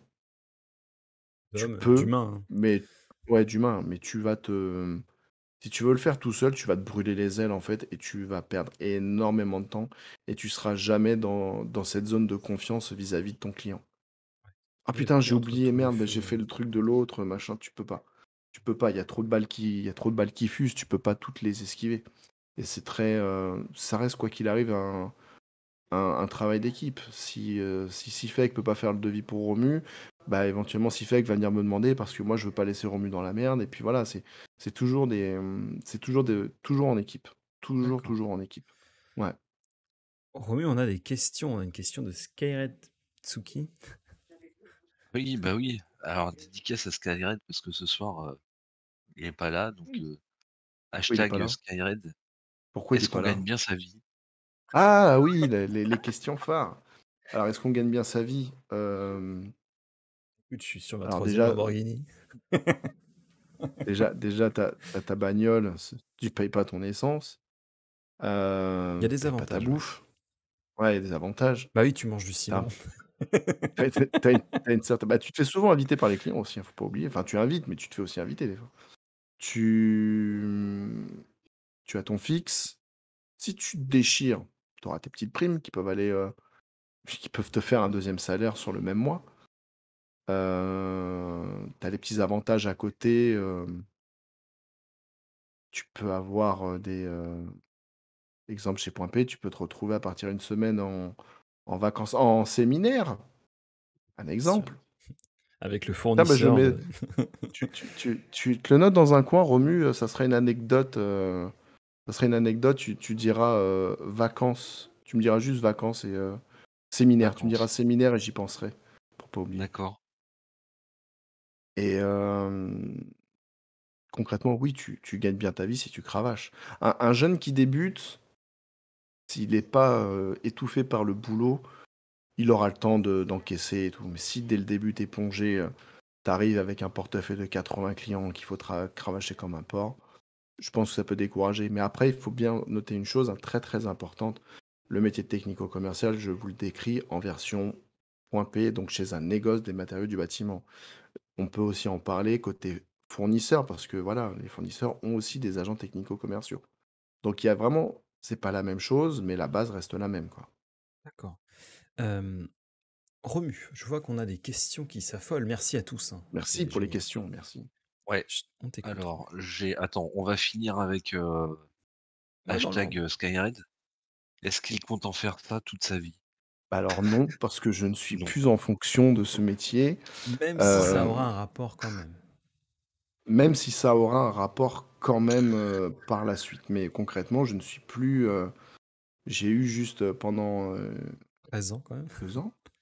Ouais, enfin 13 ans, j'étais vendeur, mais après, quand je suis passé technico-commercial agence, enfin voilà, le métier, le bagage, le métier, mais non, concrètement, j'en ferai pas toute ma vie.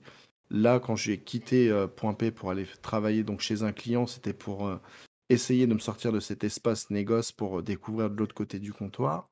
Et là, aujourd'hui, j'ai eu A, j'ai eu B, bah maintenant, j'ai eu ma formule. Je veux me lancer tout seul dans un espèce de freelance de technico-commercial pour des entreprises. Donc, est-ce que je vais faire ça toute ma vie? J'ai envie de te dire que je n'ai fait que ça de toute ma vie.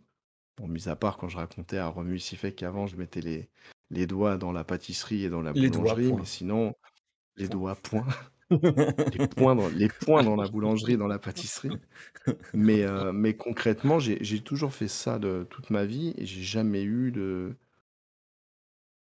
d'autres vocations, on va dire. Après, ça se trouve, j'ai un talent incroyable pour La la rente valse. immobilière ou je sais pas quoi. Mais après, moi, je le disais toujours, c'est que quand tu as vendu du parpaing, mon pote, tu es prêt à vendre n'importe quoi après, je pense. Ouais. Quand tu as vendu le truc le plus C'est clair. basique, je pense qu'aujourd'hui, tu me mets n'importe quoi dans les mains, tu me laisses 10 minutes, j'arriverai à le vendre, il n'y a pas de souci, quoi. Voilà pour les questions de Skyrim, on l'embrasse multiball. Exactement. Alors, une question de Dark Momopa. Bienvenue d'ailleurs. Est-ce que tu Dark Momo galères pas. en ce moment avec l'augmentation du prix de la matière première à cause de l'Ukraine? Alors concrètement, c'est ce qu'on disait un peu en début de live, je fais un petit récap pour ceux qui sont arrivés un peu à la bourre. Aujourd'hui, les prix sont tellement variables qu'en fait, du jour au lendemain, tu peux te retrouver à payer, par C'est exemple, dû à ça? l'acier. Je sais pas à quoi c'est dû, parce que j'ai plus l'impression que c'est dû à la crise du Covid qui est en train d'avoir qui a eu... En fait, les usines ont été arrêtées du jour au lendemain, les usines de prod. Et un exemple aujourd'hui, chez les fournisseurs de plaques de plâtre, ils reviennent à des flux sous quota. C'est-à-dire que, par exemple, la société Romu 47, elle aura le droit qu'à 13 000 mètres carrés pour les 3 prochains mois. La société Cifeg va peut-être en avoir que 7 000. D'accord. Ça va être et c'est tout ça, c'est dû à des flux. Donc, il y a eu le Covid, il y a eu la guerre en Ukraine, parce que concrètement, aujourd'hui, le coût des matériaux en Ukraine, je crois que c'est juste à cause du pétrole, peut-être, ou effectivement, il va y avoir une hausse sur les produits d'isolation qui sont à base de ces produits. C'est con, mais On ça nous peut fait une arriver. Je parle de remarque produits comme le euh, polystyrène, par exemple. avec les usines de tuiles, augmentation du gaz et du charbon. Oui, exact. Il y a eu une Merci grosse pénurie Génox. de briques il y a pas longtemps.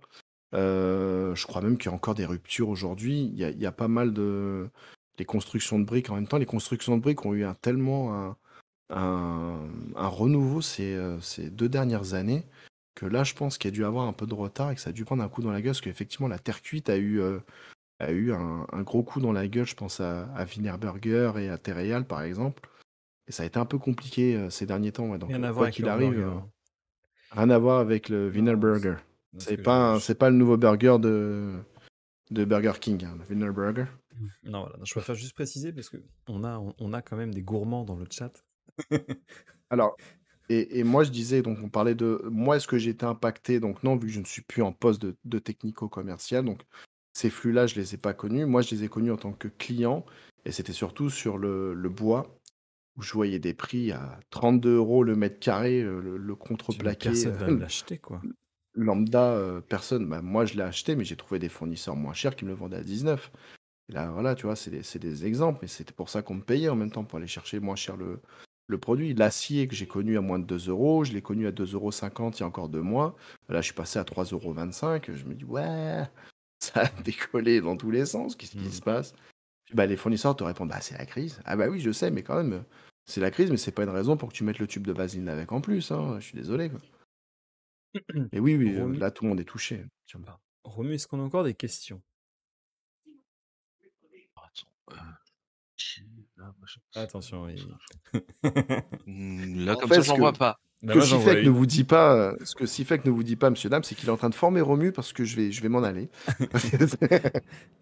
Moi je vois une autre Je voulais question dans être le sûr. chat Bon, de Pandatsuki. Est-ce que le rythme de travail est intense ou il y a des possibilités de se libérer du temps libre, comme par exemple faire des streams en pourquoi pas. télétravail? Alors, ouais. euh, euh, bonne question, Panda. Là où j'étais avant, euh, bah, je vais vous le dire, hein, tout simplement. Quand il y a eu le premier confinement, notre nounou nous a lâchés. Parce que ma femme, travaillant dans le milieu hospitalier, elle avait peur qu'il y ait des Ouais. transitions de Covid qui se fassent via le bébé. Donc du coup, bon, bah, je me suis occupé, j'étais tout le temps à la maison et tout le tralala. Et le jour où on a réouvert, on m'a dit: «Maintenant, il faut que tu reviennes bosser». Je fais: «Non mais attends, j'ai plus de nounou, je fais quoi moi?» «Ah bah là, Bah tu l'emmènes. on n'a pas de solution de secours». Je suis en train de dire: «Ah ouais d'accord, bon bah, qu'est-ce que je fais?» Donc du coup, j'ai dû prendre tous mes jours de congé. Je suis arrivé en janvier, j'avais plus de jours de congé. Et le jour où j'ai eu une très grosse galère, on me dit, c'était au courant février ou courant mars, je sais plus, de l'année dernière. Je dis: «Excuse-moi, mais là, j'ai une vraie galère, faut que je garde mon petit, 2 jours, quoi. Tu peux pas me filer un ordi, je bosse en télétravail». Alors attends, je vais demander à la RH. Donc ils ont demandé à la RH je leur a répondu gentiment: «Bah écoutez, non, il n'y a plus de chômage partiel, le télétravail, c'est pas possible, et bah vous lui dites qu'ils prennent des jours de congé ou des RTT». Il en a plus. Je dis: «C» Et moi, ce que j'aime bien, c'est que ton responsable, donc ton hiérarchique, ton N+1, trouve le moyen de te dire: «Bah, il faut que tu prennes des jours de congé ou un RTT». Je regarde, je fais: «Ah mais tu au courant que j'en ai plus? Je fais comment moi? Je je fais quoi moi, Sinon, je viens au Je boulot, mais je t'amène mon fils et c'est toi qui le garde. non mais voilà, mais c'est ça. T'aurais dû dire Et du ça, mon coup gars. donc du coup, tu vois le côté télétravail donc est possible pour les technico-commerciaux, parce qu'eux, ils peuvent bosser avec leur PC parce qu'ils ont un PC portable. Mais le jour où le technico-commercial agence avait besoin de 2 jours Il n'y a plus personne. pour être chez lui, tu me donnais un ordi, une clé token pour pouvoir me connecter sur internet ou me connecter à mon Wi-Fi, je savais travailler. Je l'avais déjà fait pendant d'autres crises, particulières dans mon ancien boulot.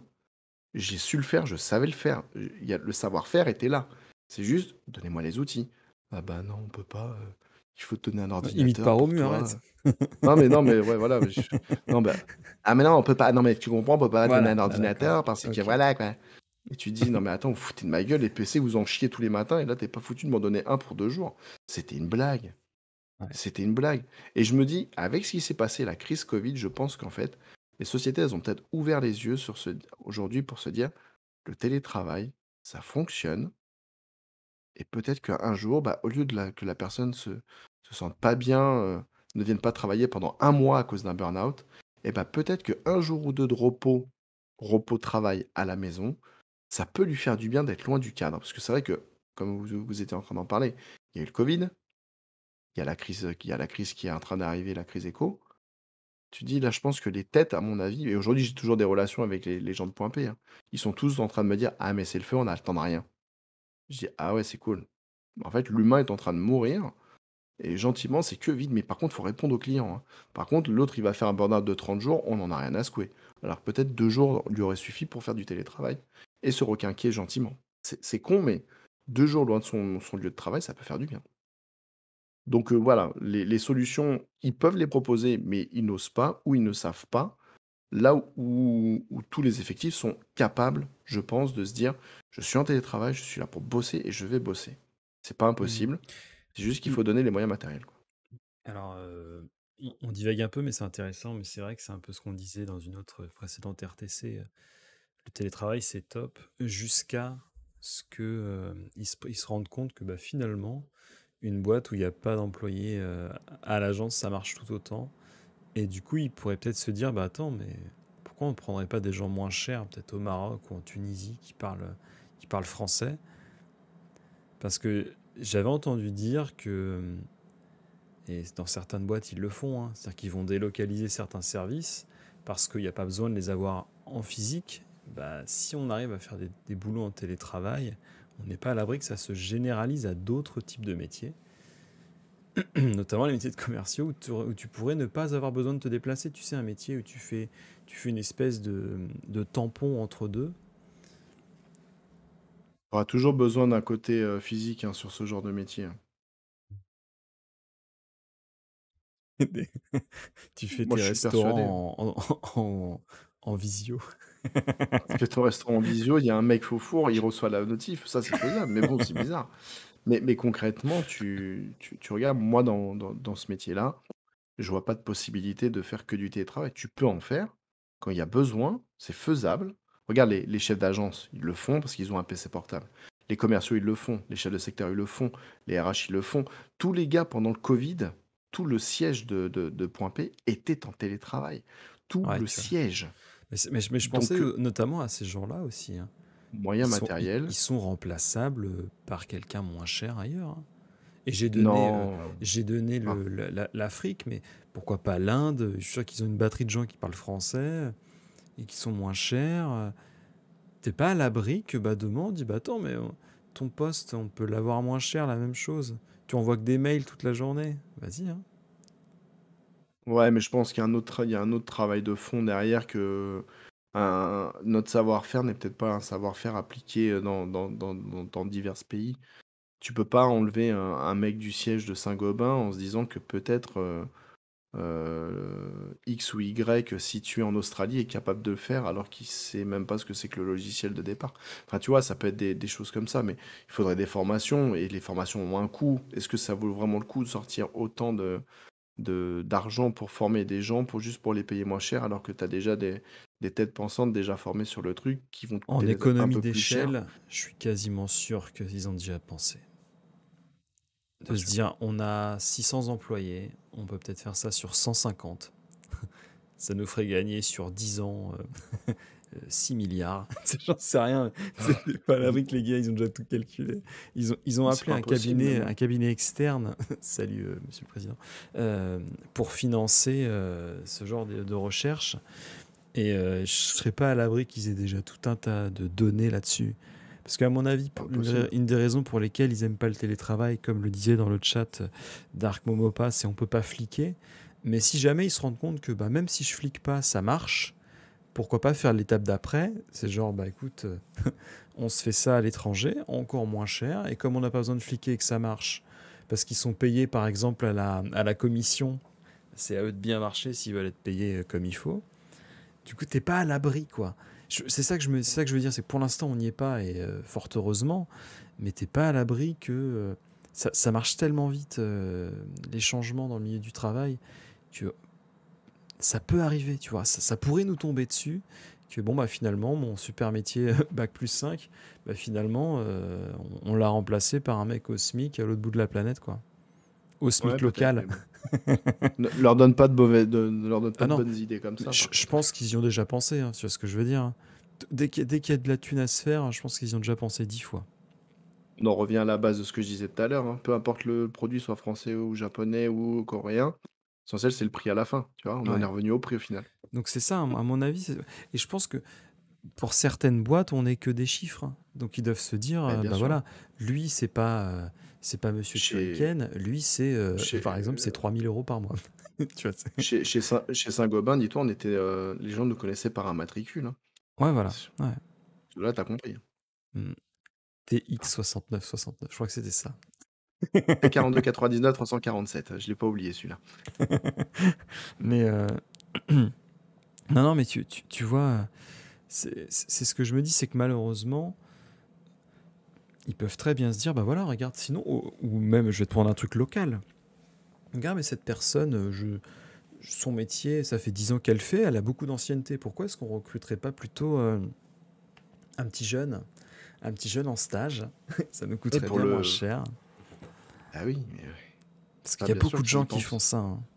Mais ça coûte cher de Enfin, licencier quelqu'un qui a 10 ans de boîte, hein, aussi. Faut pas l'oublier. ouais, tu sais, hop, tu l'envoies vers un autre poste, tu vois, migration. Bah ouais, j'en sais rien, je divague.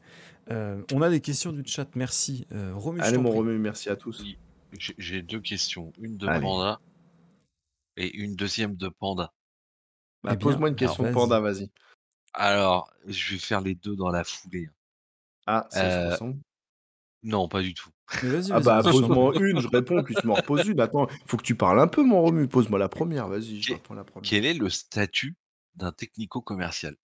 Cadre, employé, ouvrier, Euh, chef, tourneur en rond, touilleur de café? Qu'est-ce qui alors, heu, agent technico-commercial commence en tant qu'employé. Une fois qu'il passe chargé d'affaires, il devient cadre. Un vendeur comptoir, donc vendeur, la base de la base chez Point P, par exemple, c'est employé. Quand je suis passé technico-commercial agence, j'étais assimilé cadre. Voilà, donc quoi qu'il arrive, OK. tu vois, c'est marrant quand même, parce que l'ATC, au bout de 2 ans, s'il devient chargé d'affaires, passe au-dessus de toi, devient limite ton patron, quoi. Un de tes D'accord, patrons. ouais, C'est assez, tu vois, c'est assez bizarre. c'est assez bizarre, mais bon, on reste toujours dans le hiérarchique, comme quoi tu sens que tu es toujours un peu en dessous. Après, il y a Mais, aussi la. mais tu vois, mais j'étais assimilé 4 quand même, quoi. Donc je pouvais prendre les rênes si jamais il y avait besoin, que les deux patrons n'étaient pas là, c'est moi qui prenais les responsabilités du terrain, Parce que après. dans Donc le ce qui fait que je milieu, pouvais quitter mes fonctions, quoi. dans le milieu du bâtiment, c'est vrai que c'est particulier. Je pense que le terme cadre et tout ça, ça a beaucoup plus de valeur que ne l'est dans l'informatique. Parce que moi, j'ai commencé en tant que cadre, mais je choisissais pas mes heures. C'était genre, t'es cadre sur le papier, mais t'es un employé, hein. Y a pas de, t'es un Ah employé de oui, non, bureau, mais quoi. alors oui, voilà, C'est mais vraiment, c'est concrètement, particulier, quoi. le, quand tu regardes, par exemple, dans la hiérarchie, tu as le chef d'agence adjoint et cadre aussi. Sauf que tu vois concrètement que celui qui a ses aises, c'est le chef d'agence. Et le chef d'agence adjoint ne peut pas se permettre de toujours se dire, bah tiens, vas-y, aujourd'hui, j'arrive à 8 heures, machin. Non, le chef d'agence venait un peu quand il voulait. Soit il était très présent, soit il était plutôt absent. Mais, euh, mais concrètement, même moi, en tant assimilé cadre, j'avais juste mon mot à dire quand j'avais des choses à dire, quoi, c'est tout. D'accord. Comme un employé, comme tu as dit. Ça reste un employé, mais mon statut était celui-là. Romu, je t'en prie. OK. 2e j'ai encore une autre question de Panda derrière, encore un. Donc, est-ce que ça recrute dans ce travail ou c'est assez fermé? Ça Est-ce un recrute à milieu mort. où attends, j'ai pas fini. Pardon. Est-ce que c'est un milieu où il faut être pistonné? Ah, d'accord. Alors. Alors, tu as 2 voies. Hem, Soit tu arrives, tu vu une annonce, tu postules, ta place est possible. Soit tu te fais pistonner et si tu te fais embaucher et que tu es quelqu'un de bien, bah, celui qui t'a fait embaucher, il gagne des sous-sous. Donc si Ouais, jamais Pandatsuki, tu veux, moi j'ai deux trois contacts, je serais bien content de gagner un petit billet à la fin du mois. ouais. C'est dans beaucoup d'entreprises, on appelle ça comment déjà? La Parrainage. Ouais, cooptation. la cooptation, c'est ça. Ah, La ch cooptation. chez, Car, on appelle ça le parrainage. Ouais, mais c'est l'idée, ouais. C'est pareil. Ouais, mais c'est C'est la même chose. parrainage, ça fait un peu trop famille. C'est vrai que Cooptation, c'est c'est vrai que parrainage, il y coopter, a tu vois? plus un côté, proche des gens. Cooptation, il y a un côté: «Non, non, non. Non, non, non, on partira non, non, non, on mélange pas. On n'est pas potes». Panda, dis donc. Heu, Non, Panda, j'ai vu, hein. Alors Non, loin de attends, là. on la garde un peu pour plus tard, celle-ci, Romu, la prochaine. d'accord, Heu, vas-y. on on parlait un petit peu donc du milieu de la vente. Comme c'est un métier un peu, enfin une branche un peu spécifique, hein, est-ce que tu pourrais être amené à travailler dans d'autres branches de la vente maintenant en ayant un bagage du BTP? Est-ce que ça peut être un atout? Alors, le, je vais repartir juste au niveau études. J'ai une amie qui avait fait, le BTS technico-commercial, mais dans la spécialisation du textile. Donc tu vois, il y a des spécifications, mais à partir du moment que tu as, comme on a dit, on va mettre en avant le côté technique et le côté commerce, je pense qu'aujourd'hui, heu, du moment que ça me plaît, je suis capable de te vendre ce que tu veux que je vende, en fait. C'est très bête, hein, mais je donne un exemple avec Romu, avec les bagnoles. Si demain Romu ouvre une boîte en disant, bah voilà, moi je vends des prestations de réparation de ci, de ça, bah, j'ai besoin d'un molosse, tu ris, ça t'intéresse? Bah écoute, ouais, qu'est-ce qu'on doit vendre? Bah tu dois vendre des prestations, des pots d'échappement. Du moment que tu sais ce que tu dois vendre, Tu as si ça besoin d'un peu de t'intéresse, formation sur tu vas être formé sur une base et puis c'est tout, hein, Mmh. ça va pas au-delà. Et quand tu regardes aujourd'hui mon profil LinkedIn, je reçois des invitations pour vendre tout et n'importe quoi. Donc c'est que les mecs, ils savent très bien ce que vaut le technico-commercial. C'est qu'on se dit juste que, bah, déjà le mec, il a son truc, hem, il est resté tel nombre d'années à un endroit, bon, bah, c'est quelqu'un de fiable. Qu'est-ce qu'on se dit derrière? Bon, bah, écoutez, on peut toujours essayer. J'ai eu du Kiloutou, j'ai eu, de la plaque de plâtre, j'ai eu des produits, tu vois? En fait, je me dis: «Oui, c'est des produits que j'ai côtoyés, que je connais», mais au-delà de ça, demain, tu te dis: je vais lancer un business». Regarde, on parlait des jeux vidéo avec Pandatsuki. Je suis sûr qu'aujourd'hui, bon, c'est peut-être un pas, je dirais pas facile, mais à partir du moment où tu t'intéresses aux produits, aux prestations, aux services et à l'entreprise, tu es capable de vendre n'importe quoi. Ouais. Donc je pense que oui, effectivement, aujourd'hui, avec le bagage que j'ai, je pourrais vendre un peu, ce qui m'intéresserait, oui, bien sûr. Heu, C'est pas ma formation, je suis formé sur une base, mais la vente, ça reste une base universelle. Juste pour vous donner une idée, et là, accrochez-vous, hein, la nana qui m'a formé, enfin qui nous a formés, la prof qu'on a eue à l'école, elle faisait avant, quand elle nous a dit son métier, on était choqués parce qu'elle s'est retrouvée prof, mais elle s'est retrouvée prof par son bagage. Pas par ses études de professeur, machin. Non, non. Elle a été recrutée pour son bagage. Et tenez-vous bien, elle était technico-commerciale dans le nucléaire. Aborder les petits produits nucléaires. Donc, Vous aimez donc, ces Excellent. barres céréales nucléaires. là, je vous dis, hein, la nana, quand elle nous a dit ça, on avait dit, attends, tu devais toucher 25 000 € par mois. Qu'est-ce que tu fous là, en train d'éduquer à des cons à apprendre à vendre du parpaing, s'il te plaît? Mais la nana, en fait, juste ça, de par ce qu'elle venait de dire, tu as envie de Rosvan dire: «Madame, Ponatsuki pardon, dans le chat. excusez-moi, respect pour vous, on vous aime déjà très fort». Mais tu sentais qu'elle te parlait de son métier, mais tu savais que tu avais affaire à quelqu'un qui ne parlait pas de l'école, qui Ouais. parlait du terrain, limite. Mmh. Donc voilà, elle a su nous vendre le métier après avoir vendu, des petits échantillons nucléaires à Vlad ou, comme on les embrasse. D'ailleurs, j'aimerais bien qu'on si possible, qu'on revienne sur la première question de Panda, c'était, est-ce qu'on trouve facilement du travail? Dans quel domaine? Dans Dans le tien? celui-là, Ouais. dans le bâtiment? Ouais. Alors, Ouais. aujourd'hui, j'ai déjà eu, en étant chômeur, non officiel, j'ai déjà eu 3 propositions pour me faire recruter dans un négoce, hein. Ouais, tu vois? Donc ça marche, Donc les je gars. peux vous dire que J'ai oui, ça vérifié. ça recrute, hein. Ça recrute, hein. OK, bon Parce pour ça. qu'il y a peut-être eu cette zone de justement de burn-out, comme je disais tout à l'heure, où il y a des gens qui n'y croient plus, qui n'ont plus envie, qui sont partis sur autre chose, que ça devenait compliqué. Après, c'est comme tout, hein, faut s'accrocher, hein, soit ça matche pas. Mais oui, Tu il y viens de a me il y a de donner la une place, bien très sûr. belle transition. Avec la crise sanitaire, comment a été impacté ton travail, toi, de l'année dernière, du coup? Alors, comment il a été impacté? Donc Et l'année déjà, d'avant? confinement obligatoire, même s'il y a eu des agences qui sont restées ouvertes pour que les entreprises, que nos clients, les artisans, puissent continuer à vivre. Très gros coup de pub de je sais plus, qui était le ministre qui annonçait des ouvertures et qui te balance: «Demain, vous pouvez aller chez Leroy Merlin, point P».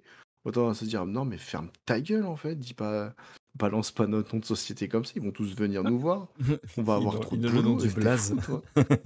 Tu fou, toi, donne pas de blase comme ça, espèce de poucave». Et et concrètement, après, ça a été très compliqué parce qu'au début, le covid, on n'y connaissait que dalle. Dis-toi que je donnais les bons qu'on imprimait, on devait les donner avec des pinces pour les saucisses du barbecue. On devait les donner aux clients comme ça, au début. Parce qu'on savait pas où est-ce qu'on allait. Les stylos, fallait les laver toutes les 5 minutes. On portait des gants, on avait les masques. Limite, fallait mettre les lunettes quand on était à proximité des clients, au cas où il y ait de la projection.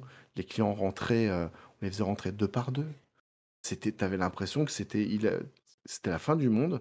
Ils venaient chez nous pour prendre le matos, qui était devenu une denrée rare, tu vois? Et c'était vraiment Ouais, un truc ça particulier. change le relationnel, quoi. Et en fait, bizarrement, ça a changé toute la phase, proximité négo qu'on avait avant avec les clients. Avant, tu arrivais, ton client, tu prenais un café, tu prenais un croissant, tu On discutais, a tu une allais fumer question une comme clope ça avec aussi. lui. Tu vois? Tu allais fumer une clope avec lui, tu allais dire machin. Et quand il y a eu ce covid qui est arrivé, en fait, on a tellement mis dans la tête des gens que tu pouvais l'attraper. Non, après, c'est pas faux, mais c'est vrai que ça avait été tellement, Tu pouvais l'attraper poussé assez dans son. facilement. Non, mais ça a été poussé à 3000% que tu avais l'impression que si tu restais trop longtemps avec ton client, tu allais te faire, covider. Et en fait, moi, ce que je voyais au comptoir, c'est que moi, j'étais dans mon bureau, donc mais quand je venais au comptoir, je voyais que des machines qui faisaient des bons: «Merci, bonne journée. C'est à qui le tour, s'il vous plaît? Oui, bonjour, c'est à qui le tour, s'il vous plaît?» Ouais, Et j'ai en ça train de me fait dire: très «Oh les bizarre, ouais. gars, oh, elle est où la relation humaine là? Il y en a plus, on est en train». Et ça s'est perdu et je m'y retrouvais plus. Je me disais: «Waouh, mais moi, dès que les clients arrivaient», il y avait des clients qui venaient de mon ancienne agence, qui venaient parce qu'ils savaient que j'étais là et ils tapaient au comptoir, ils disaient: «Bonjour, je veux voir Thomas, s'il vous plaît». «Ouais, mais Thomas, il fait pas les bons». «Bah, fais-moi le bon, mais après tu m'appelles Thomas». Et le mec venait me voir, mais moi j'allais boire un café, mais tu sais, me regardant extraterrestre. Il me dit: «Mais il va boire le café avec le client, mais pourquoi?» «Bah, parce que c'est un client que je connais depuis 12 ans. Si je viens juste le voir en disant: "Ça va?" Non merci, non merci». Mais Et moi je voulais pas de ça. Mais voilà comment ça a été impacté. on a eu une question, je crois que c'est Génox, si je dis pas de bêtises. Vous prenez combien de pauses café? Alors concrètement, j'ai commencé ma vie avec le café, avec le métier, hein. Mes pauses, café, c'est à base de 6 cafés par jour à peu près. Voilà. 6 cafés par Hors jour, c'est hors resté un client, peu hein. une habitude. Par client. Ah mais ça m'arrivait de finir un café: «Bon allez, on se voit demain, salut». Et puis là, tu en avais un autre qui arrivait: «Ah, tu Ah veux un putain, café?» merde. J'enchaînais mon café dans la foulée. «Tu en as un? On va fumer une clope?» «Putain, ça fait une demi heure quand même là que je suis sans aller au boulot, ouais». «Bon bah vas-y, viens, on va Après, tu me diras, fumer ça une fait clope». partie du travail Le aussi, hein. pire, je crois, c'est ça. Le pire, je crois, c'est ça quand même. La vapote, bah C'est oui. c'est c'est la clope. Alors, La tu avais le clope, c'est client qui se prend ah putain, l'enfer ce truc-là. mais et vous savez que ça, on me l'a reproché. Ils ont trouvé le moyen de me reprocher de partager du temps avec les clients. Ouais. Et j'avais mes clients du matin, mes habitués qui venaient me voir que moi le matin. Donc je me retrouvais avec 6, 7 clients autour de moi. Chacun venait à son tour me donner ses trucs, Ça me machin. rappelle un film, ça. Et ouais, moi aussi, ils me donnaient les feuilles comme ça, et hem et Tadadata. au et on me l'a reproché en disant: «Mais Thomas, il faut pas que les clients, ils te prennent au grippe comme ça le matin, faut que tu laisses de la place pour les autres clients». Je fais: «J'en fais 7, t'en fais 3».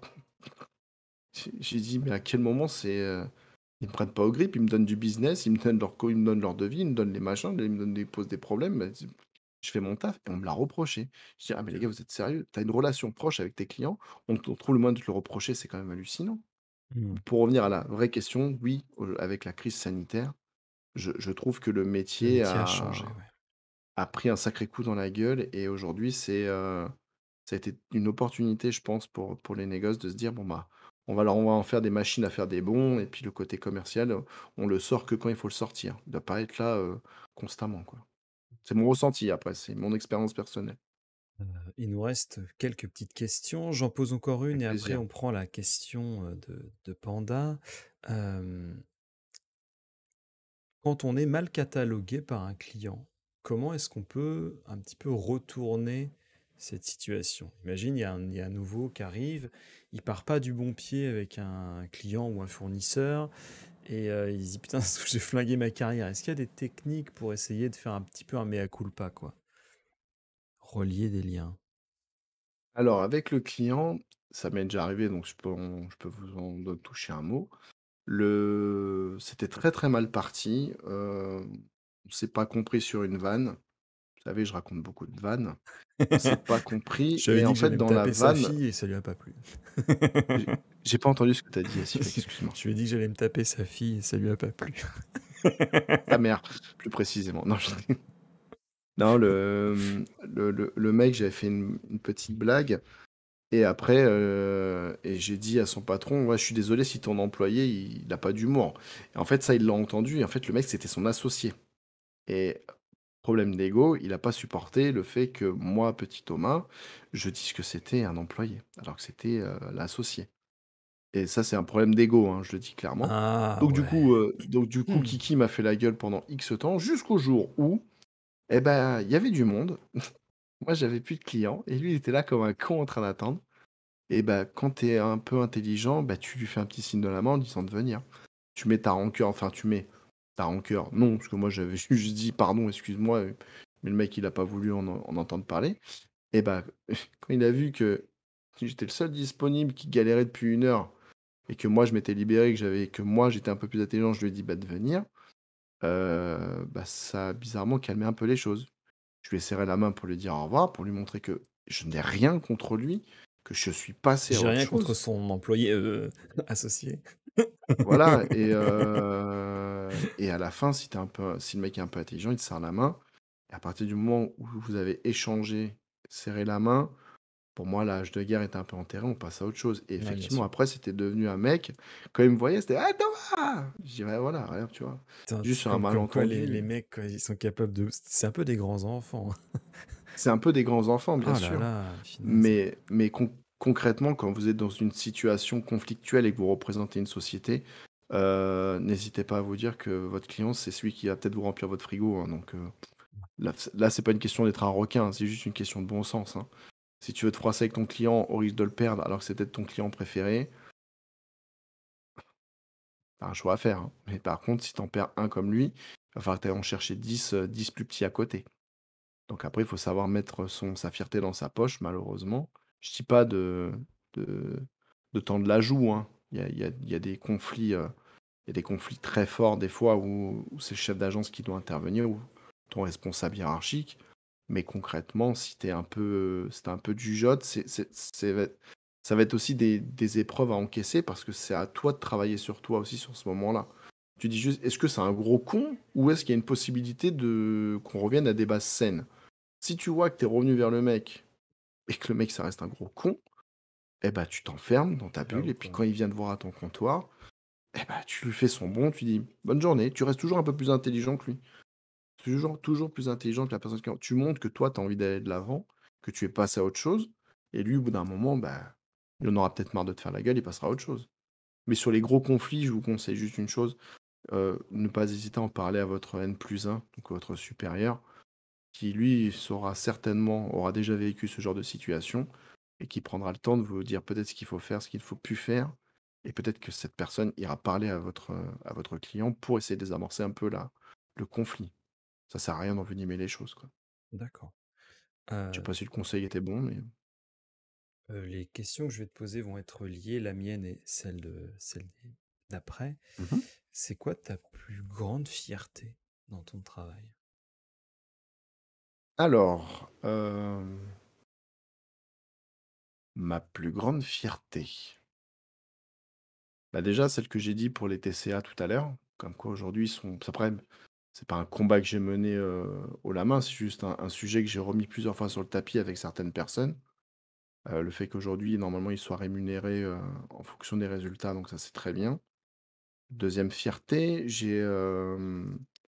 ça a été aussi le sujet de mon contrat de qualification professionnelle, parce que j'ai un contrat de qualification professionnelle en manager dans les négoces.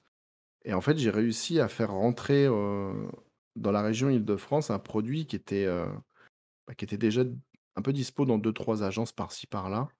Et en fait, quand le fournisseur est venu m'en parler sur Paris, j'ai matché tout de suite avec le produit, j'ai cru en produit, j'ai commandé le produit, je l'ai fait rentrer et je l'ai vendu à toute blinde. Et les clients, et certains chefs d'agence venaient dans notre agence et puis, vous voyez, il fait: «Ah, c'est quoi ce produit? Ah bah tiens, je te le présente vite fait». Bzz. C'est limite, je faisais le travail du commercial, mais après, c'est comme je disais tout à l'heure, si tu crois en produit, que tu as les bons arguments, tu sais le vendre, tu vas y aller. Et si ça match, les autres, ils vont te suivre et ils vont y aller aussi. Et au final, ce produit, il s'est tellement fait demander dans toutes les agences qu'il s'est retrouvé à être référencé et donc être distribué par le service de distribution de Point P en Île-de-France, tu vois?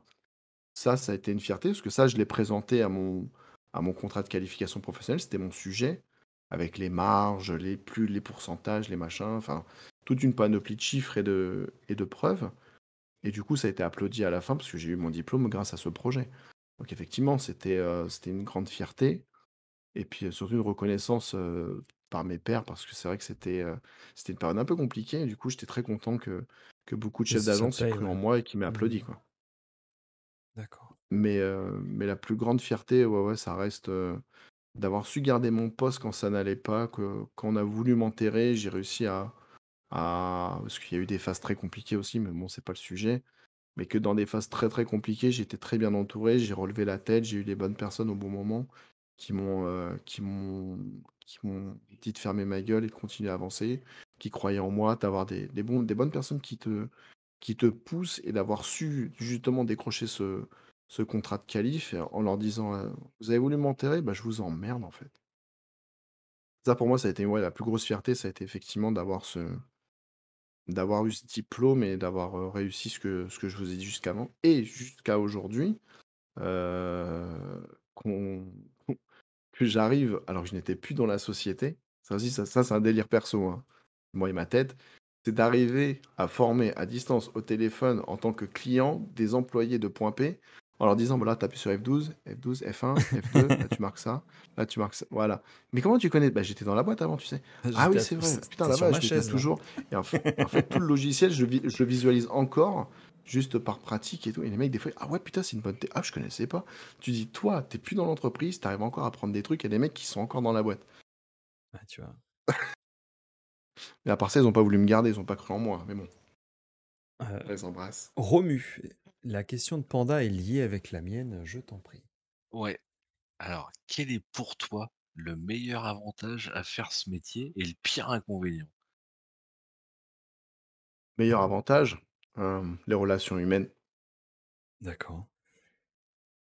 Hem, un pire avantage ou un gros inconvénient? Non, plus gros Le inconvénient. pire inconvénient. Le plus gros inconvénient, hem, alors je l'ai dit juste avant que moi j'avais eu les bonnes personnes quand ça allait pas pour me tenir debout. Si t'as pas les bonnes personnes pour te faire évoluer, tu n'évolueras jamais. En 13 ans, je n'ai eu qu'une seule évolution. Parce que je suis tombé sur des chefs d'agence qui n'avaient pas su me mettre en avant, qui voulaient garder le petit Thomas parce que le petit Thomas, il faisait le boulot de 3, sans me vanter, hein. Alors après, il C'est y c'est a tout le monde n'a pas d'évolution, tu vois? Je pense par exemple à Mewtwo. Ah, je suis désolé. Excusez-moi. Non, non, mais ça me fait rire un peu. alors c'est faux parce qu'il a une méga évolution. Ouais, c'est vrai. Pandatsuki, je te laisserai, donner le nom de la méga évolution, s'il te plaît, parce que je l'ai vu, donc il en a une et mais concrètement, ouais, Non, mais je vois ce si que tu veux dire. c'est arrivé il y a pas longtemps à une amie qui était chez Point P, qui est une vieweuse de de si fait que de temps en temps, quand il y a la RTC, mais elle est pas là ce soir, c'est dommage pour elle. Elle va me rater, donc j'espère qu'elle regardera le replay. Quand elle a voulu évoluer, les gens disaient: «Bah non, mais tu pas prête et tout, machin». «Ah ouais, tu pas prête». Donc à chaque fois, elle m'appelait: «Ouais, ils disent que je suis pas prête et tout». Ouais, OK. Et moi, je pensais le contraire, alors que voilà, quoi. Pour moi, elle était prête largement. Quand elle a voulu postuler sur une annonce, j'ai dit: «Ça servirait à rien». Parce que c'était sur une annonce du groupe. Je lui ai dit: «Ça servira à rien». Elle me fait: «Beh, pourquoi?» Je fais: «Je peux même déjà te donner la réponse en amont T'es pas et je prête. pense que tu me rappelleras pour me le dire. Ils vont te dire que, non, tu n'es pas prête». Elle fait: «Ouais, mais ça, ils me l'ont déjà dit». Je fais: «Bah, là, ils te le rediront. Mais en fait, tu découvriras 2 semaines plus tard que le poste était déjà pourvu, mais que tu n'étais pas sur les papiers». Effectivement, j'avais raison du début à la fin. Et elle m'a dit: «Mais je fais quoi maintenant?» Je fais: «Bah, tu et tu verras, tu auras une autre opportunité ailleurs et tu partiras». «Ah mais non, je veux pas partir et tout». Je fais: «Si les gens que tu as actuellement ne veulent pas te faire évoluer, c'est Ouais. parce que soit ils ont trop besoin de toi là où ils sont, donc c'est de l'intérêt personnel, là où tu es pardon et c'est de l'intérêt personnel, soit effectivement tu n'es pas prête», mais ça j'y crois pas une seconde, «mais crois-moi qu'il faut que tu t'en ailles si jamais tu as une opportunité». Elle a une opportunité, elle s'est barrée, elle m'a dit merci 1000 fois. Voilà. Et c'est con, mais D'accord. voilà, c'est pour ça quand je disais que le gros désavantage, ça va être si tu n'as pas la bonne personne qui va croire en toi, qui va mettre de côté le côté, où tu es, pas irremplaçable, mais limite, comment on dit ça? Ouais, indispensable. Indispensable. Ouais, indispensable à l'excellent fonctionnement de lui et ses résultats, bah, tu tout perdu, en fait. T'as tout à gagner si tu as quelqu'un d'humain qui pense pas à sa gueule. T'as tout à perdre si le mec est juste là pour ses opérations et sa réussite. Voilà. OK, ça marche. Heu, Romu, on termine Il avec les reste une questions qui question, nous restent, Sifek. voilà, Une mais seule. on arrête De Vas-y, avec moi les je peux petites traîner jusqu'à Génox. nouvelles, 23h30 maintenant. Vas-y, donc vas-y, vas-y, vas-y, je t'en prie. De Génox. N'as-tu jamais pensé à ouvrir ton propre bureau? Voilà, c'est la dernière Et question du chat. c'est la dernière que j'ai vue, dans le chat, à moins Alors, que j'en ai loupé encore d'autres, mais je ne Mais pense pas. on en a un petit quand peu il abordé, tout à l'heure. quand on dit, d'ouvrir moi-même mon propre bureau de quoi? Bah, je De pense négoce? ouais, c'est ce que j'ai Bah, je l'impression. pense, ouais. Alors Génox. ouais, Genox, n'hésite pas à nous le dire, parce que ouvrir un négoce, c'est waouh, c'est chaud patate. Ah Comme ouais, je tu disais tout à l'heure, penses? c'est pas compliqué, mais après si t'as pas les matières premières pour vendre, si t'as pas l'équipe Être à pour ton travailler, compte. comment tu fais? Ah, la précision, c'est être à ton compte. Alors, être à mon compte, c'est pour ça que là, j'ai quitté le boulot Voilà. où j'étais, donc de l'autre côté du comptoir à l'achat chez un client. C'est juste qu'aujourd'hui, bah, par question de besoins familiaux, Il repassera sur le ouais, grill d'ici. je repasserai sur le grill En quand je serai surprise. CEO. Non, non, là, je veux lancer mon entreprise pour l'accompagnement des sociétés dans le milieu du bâtiment, justement. Voilà, Un peu et tu comme l'aide à la travailleras avec personne, mais Genox. pour les entreprises. Technico-commercial, bulldog, pitbull, ce que vous voulez, mais je pense que les clients aujourd'hui, avec cette crise, ils me disaient clairement qu'ils ont besoin d'un renfort et d'un molosse qui va aller chercher du tarot, quoi. Donc du coup, voilà, donc c'est un projet et je repasserai sur le grill, en CEO. Et dernière question de ma part, est-ce que tu as des anecdotes à nous partager? Alors mon pense-bête Romu, il pourrait juste me rappeler? Les vacances, Les vacances. le Les séminaire. vacances, tes Alors, séminaires, les le séminaire, vacances. alors le séminaire, le fameux séminaire Merci dont Sifek. quand Je je je vous l'ai pas noté, donc T'inquiète. quand je quand je vous parlais d'avantages, ça c'en est un avantage. Il s'avère que chez Point P, les commerciaux, enfin, les clients peuvent accéder à des voyages en fonction de leurs résultats et compagnie. Voilà. Quand il y a eu un voyage qui a été proposé, l'agent technico-commercial en place ne voulait pas aller dans cette destination parce que cette destination ne l'intéressait pas. Le chef d'agence ne voulait pas y aller non plus. Une autre personne ne voulait pas y aller non plus. Et finalement, Thomas, tu peux venir voir dans mon bureau, s'il te plaît? Oui, bah écoute, voilà, on a pensé que ça serait bien, que tu ailles faire le le voyage avec les clients. «Hein? Moi? Oui, toi?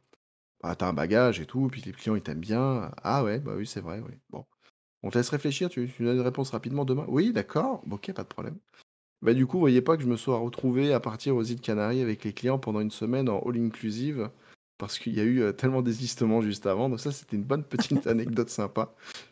Vous avez Qu'est-ce que fait t'as fait quoi là-bas? là-bas? Bah, Rien. qu'est-ce qu'on a fait? Bah, on a picolé comme des trous Il y a eu jusqu'à un minuit. meeting et après c'est free, Excellent. hein. Généralement, c'est ça. On a eu il y a eu il y a eu des balades en 4x4 où mes clients étaient comme ça, dormir dans la voiture. J'ai des vidéos.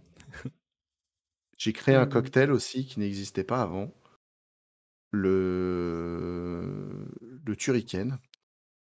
En fait, c'était, bah, vu que c'était aux Canaries, c'était de l'espagnol. En fait, je me gourre complètement dans ma demande The et Thrican. je me trouve à faire servir au serveur. Il est obligé de dire oui, hein.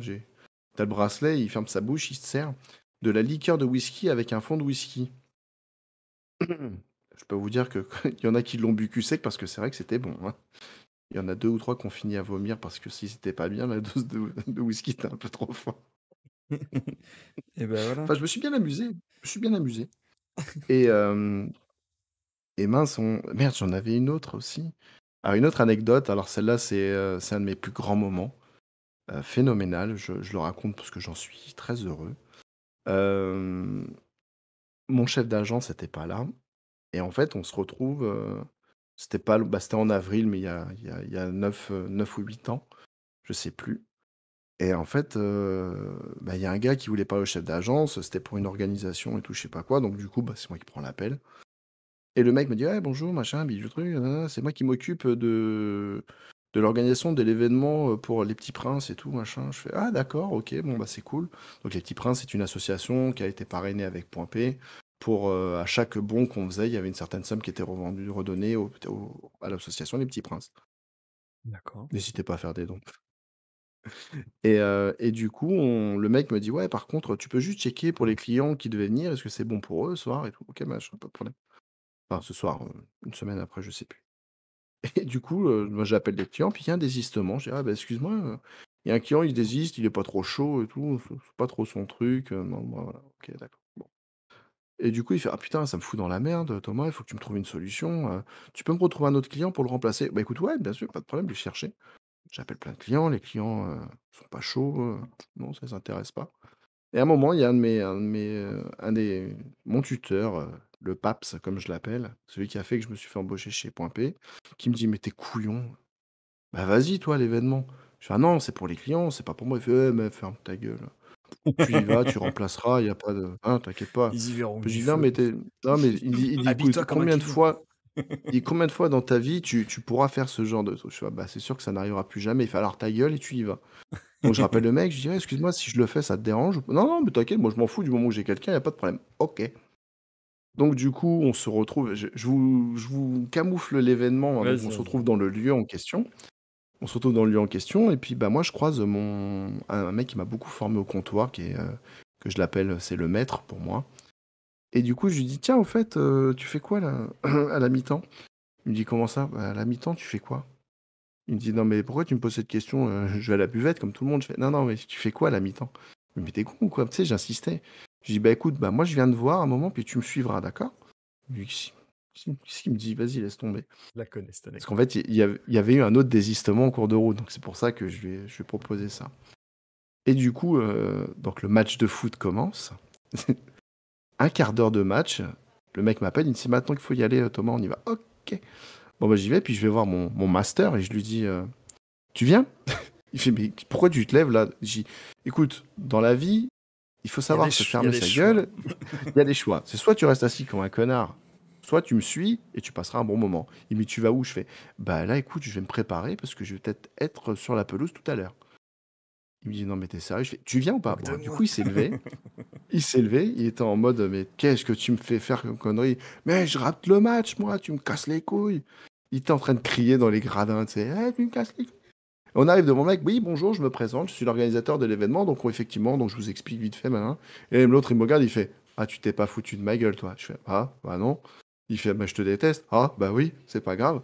Je me retrouve à 15-20 minutes du match, donc PSG Lyon, finale de Coupe de France, à être en dessous du stade, dans les backstage, en train de gentiment m'acheminer dans une salle juste à côté des vestiaires des joueurs. pour mettre un maillot de mon équipe, le Paris Saint-Germain, et d'aller tirer un coup franc à la mi-temps du match pour l'association Les Petits Princes. Voilà. Allez. Et, Est-ce que et tu je l'as mis me au fond? dis, et je l'ai mis au fond, bah, bien sûr. J'ai pas pris de risque, j'ai pas fait le bourrin, je l'ai bien tiré. Et donc, du coup, je l'ai mis au fond, je l'ai bien tiré. Hein. Clin d'œil. Peggy 18. Et voilà, concrètement, je me dis, bah, tu vois, peut-être que j'ai pas eu ce que je voulais dans mes évolutions, mais la vie me l'a bien rendu d'une manière ou d'une autre, encore une fois, par les humains. Et quelqu'un qui a su, encore une fois, me dire, saisis ton truc.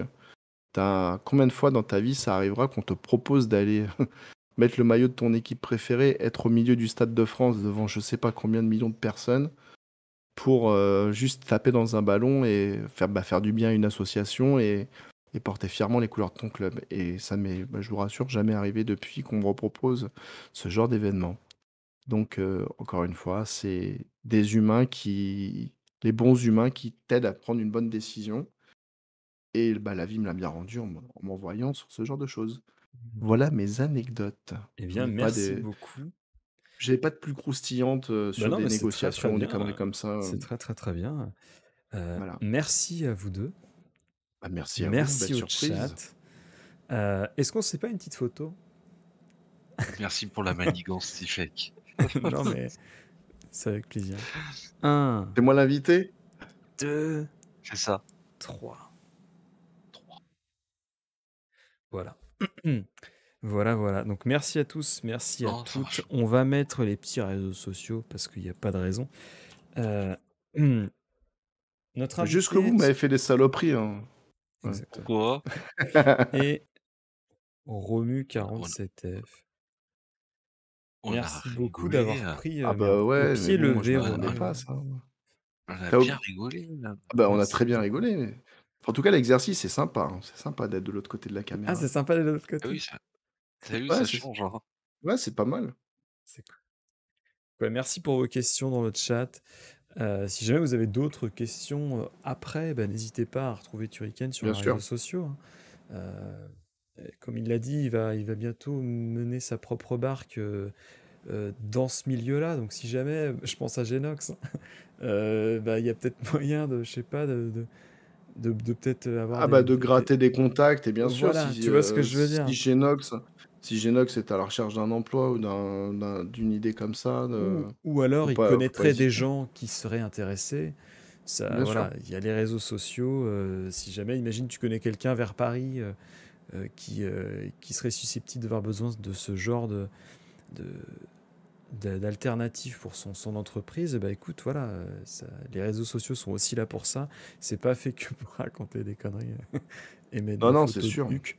Donc voilà, ouais, 12 questions ce soir pour un sujet qui n'était pas la pâtisserie. Merci à tous, c'était trop bien. Je vous envoie vers Doke Doke Live. C'est un mec très cool et surtout il lui est arrivé une espèce de mésaventure. Il a reçu un raid de bot il y a quelques semaines et Twitch a décidé de lui ban sa chaîne définitivement sans lui donner d'explication et pendant une semaine il a galéré avec le contact support pour essayer de retrouver sa chaîne quoi. Donc je me dis de lui faire un petit raid, ça peut lui faire plaisir. Donc voilà. Merci à vous deux. Merci au chat. Merci à vous tous. Je vous embrasse très très fort. On se retrouve bientôt. J'allais donner une date, ça va pas. J'allais donner une date. Non, on se retrouve très bientôt. Sûrement pour du X-Mort.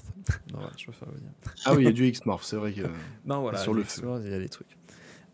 Je vous embrasse. Prenez soin de vous. Et à très bientôt. Bon bisous à tous, bonne soirée, merci à vous. Ouais, bye bye. La bise, à bientôt tout le monde. Bonne soirée.